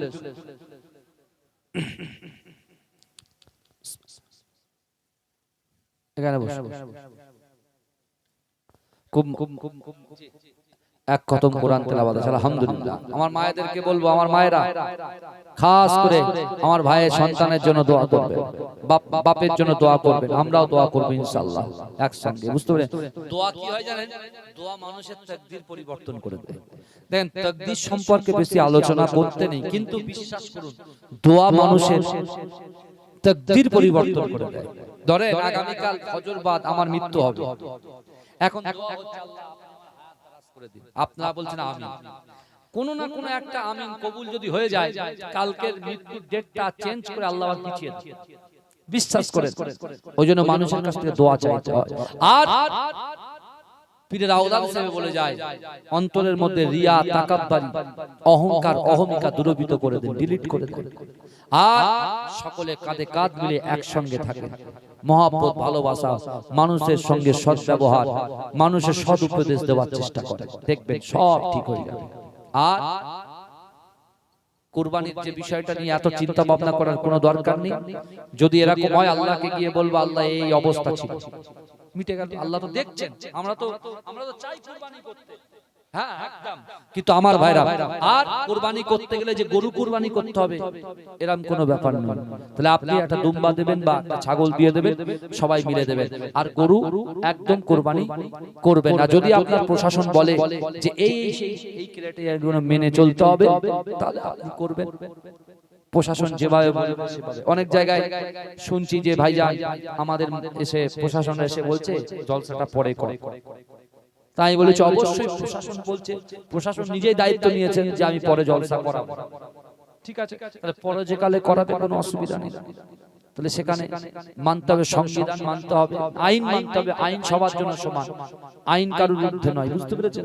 আইন আইনের পথে চলবে ভাই, তার শরিয়াত যেমন শরিয়াতের মতো চলতে হবে, আইনটা আইনের মতো চলতে হবে। আর আমি আপনার পীরের আওলাদ হিসাবে দয়া করে বলছি, ফিরে আসেন। অনেক কিছু করেছেন, অনেক কিছু হয়েছে, সব ঠিক আছে, এবার একটু ফিরে আসেন, একটু নামাজের দিকে আসেন, একটু কোরআনের দিকে আসেন।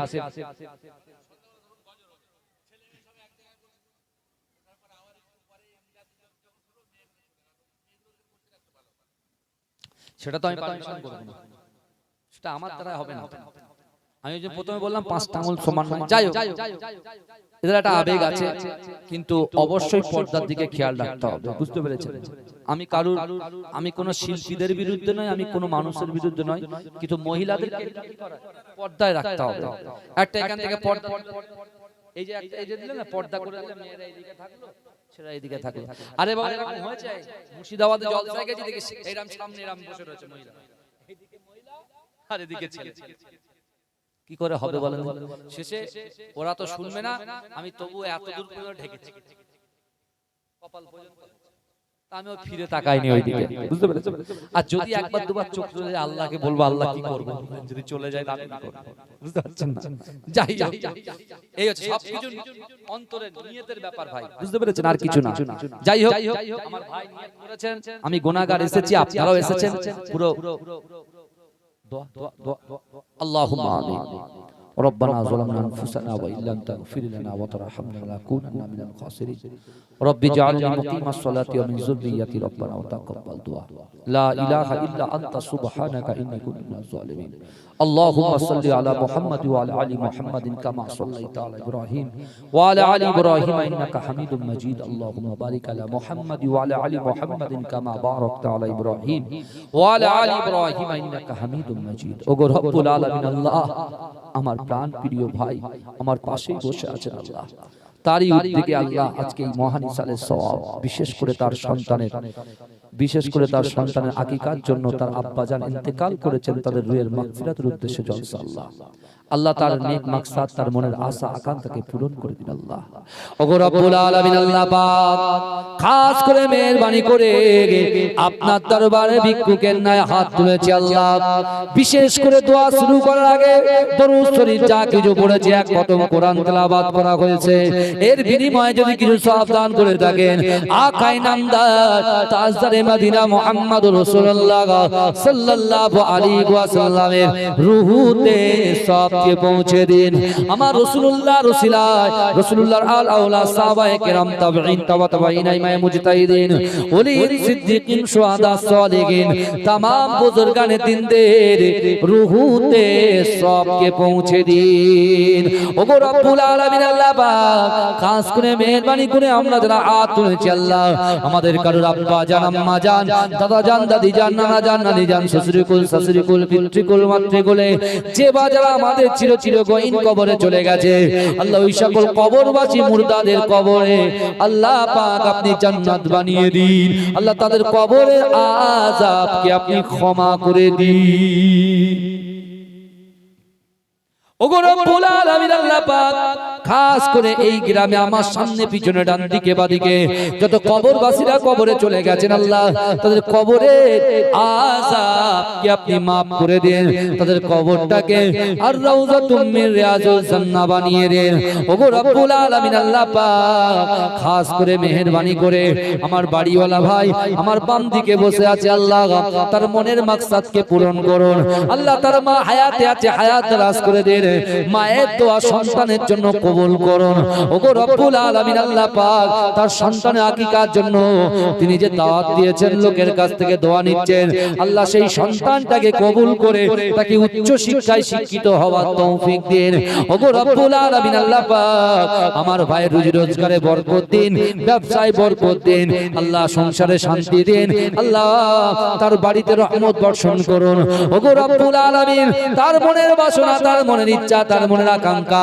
তার স্ত্রীর মনের আকাঙ্ক্ষা তার স্ত্রীর মনের ইচ্ছা আকাঙ্ক্ষাকে পূরণ করুন আল্লাহ তার মনের বাসনা তার মায়ের মনের বাসনাকে কবুল করুন ওগো রব্বুল আলামিন আল্লাহ পাক খাস করে মেহেরবানি করে এই কুরবানি চাঁদে আপনার দরবারে হাত তুলেছি আল্লাহ পাক আমাদের সকলের নিয়তের মনের আশা আকাঙ্ক্ষা উদ্দেশ্যগুলোকে কবুল করুন আল্লাহ আমার মা বোনেরা পর্দাতে হাত তুলেছে আমার মা বোনেদের পর্দা করার তৌফিক দেন আল্লাহ পাক আমার মা বোনেদের পিতামাতার কবরটাকে জান্নাতের টুকরা বানিয়ে দেন ওগো রব্বুল আলামিন আল্লাহ পাক এই গ্রাম থেকে আসমানি ওয়ালা আসমানে তুলে নেন জমিনে ওয়ালা জমিনে দাফন করে দেন আল্লাহ পাক বিপদ আপদ বালা মুসিবত থেকে আমাদের জান মাল ইজ্জত ঈমানের আপনি হেফাজত করুন ওগো রব্বুল আলামিন এই ভারতবর্ষের জমিনে আমরা জাতি ধর্ম বর্ণ নির্বিশেষে সকলে কাঁধে কাঁধ মিলিয়ে বসবাস করি আল্লাহ পাক আমাদের সকল জাতি সকল ধর্মপ্রাণ মানুষের সঙ্গে সুন্দরভাবে স্বচ্ছভাবে চলাফেরা করার তৌফিক দিন ওগো রব্বুল আলামিন আল্লাহ পাক শরিয়াতে আমার রাসূলুল্লাহ যেগুলো ঘোষণা করেছেন যেগুলো নিষেধ করেছেন সেগুলো পালন করার তৌফিক দিন যেগুলো আদেশ করেছে আল্লাহ সেগুলোকে পালন করার তৌফিক দিন ওগো রব্বুল আলামিন আল্লাহ পাক আমাদের পিতা মাতা যারা হায়াতে আছেন তাদের হায়াত দারাজ করে দিন তাদের শরীরে যদি রোগ ব্যাধি হয়ে থাকে আল্লাহ কুল্লে শিফা ইনায়েত করে দিন আল্লাহ সন্তান সন্তান যা দিয়েছেন হায়াত দারাজ করে দিন উচ্চ শিক্ষায় শিক্ষিত করুন কোরআনে হাফেজ হাফেজা আলেম আলেমা বানিয়ে দিন ওগো রব্বুল আলামিনের সওয়াব আমার মুজাদ্দিদ জামান দাদা হুজুর পীর কেবলা তার পাঁচ আওলাদ তার কলিজার টুকরা সন্তানদের রূহে সওয়াবকে পৌঁছে দিন তার খলিফা হুজুরদের রূহে সওয়াবকে পৌঁছে দিন খাস করে আমার পদ্দাদা পীর আহমদ আলী হামিদ জালালি রাহমাতুল্লাহ আলাইহি আমার তারাওয়াই মাহমুদ বখতিয়ারি রাহমাতুল্লাহ আলাইহি আব্বা জানে কে আইদ আলী হুজুর রাহমাতুল্লাহ আলাইহি হুজুরের রূহে সওয়াবকে পৌঁছে দেন হুজুরদের রুহানি দোয়া রুহানি ফয়েজ আমাদের নসিবে আপনি কবুল করে নিন আল্লাহ আমাদেরকে ঈমান হারা করবেন না আল্লাহ আল্লাহ ঈমান নিয়ে আমল নিয়ে কবরে যাওয়ার তৌফিক দিন আল্লাহ আল্লাহ নামাজের প্রতি মহব্বত পয়দা করে দিন আল্লাহ আল্লাহ কোরআনের প্রতি মহব্বত পয়দা করে দিন ইসলামের প্রতি মহব্বত পয়দা করে দিন আল্লাহ ইয়া আল্লাহ প্রত্যেকটা মানুষের সঙ্গে কাঁধে কাঁধ মিলিয়ে চলার তৌফিক আল্লাহ আপনি আমাদের দান করুন আল্লাহ আল্লাহ যেভাবে আপনি পূর্বপুরুষদেরকে হেফাজত করেছেন আল্লাহ আমাদেরকেও আপনি হেফাজত করুন আল্লাহ আল্লাহ আপনার ভয় আপনার রাসূলুল্লাহর মহব্বত নামাজে পাবন্দ হওয়ার তৌফিক আল্লাহ দান করুন رب ارحمهما كما ربياني صغيرا صلى الله تعالى على خير خلقه محمد وعلى آله وصحبه أجمعين بحرمة هذه الكلمة الطيبة لا إله إلا الله لا إله إلا الله لا إله إلا الله محمد رسول الله আসসালামু আলাইকুম সকলে আমাকে সালাম দেন আমার কথার দ্বারাই ভাষার দ্বারাই কেউ যদি ব্যথা পেয়ে থাকেন আল্লাহর রাস্তায় ক্ষমা করে দেবেন বাড়িওয়ালার তরফ থেকে দাওয়াত দেওয়া হলো খেয়ে খাওয়া দাওয়া করে যাবেন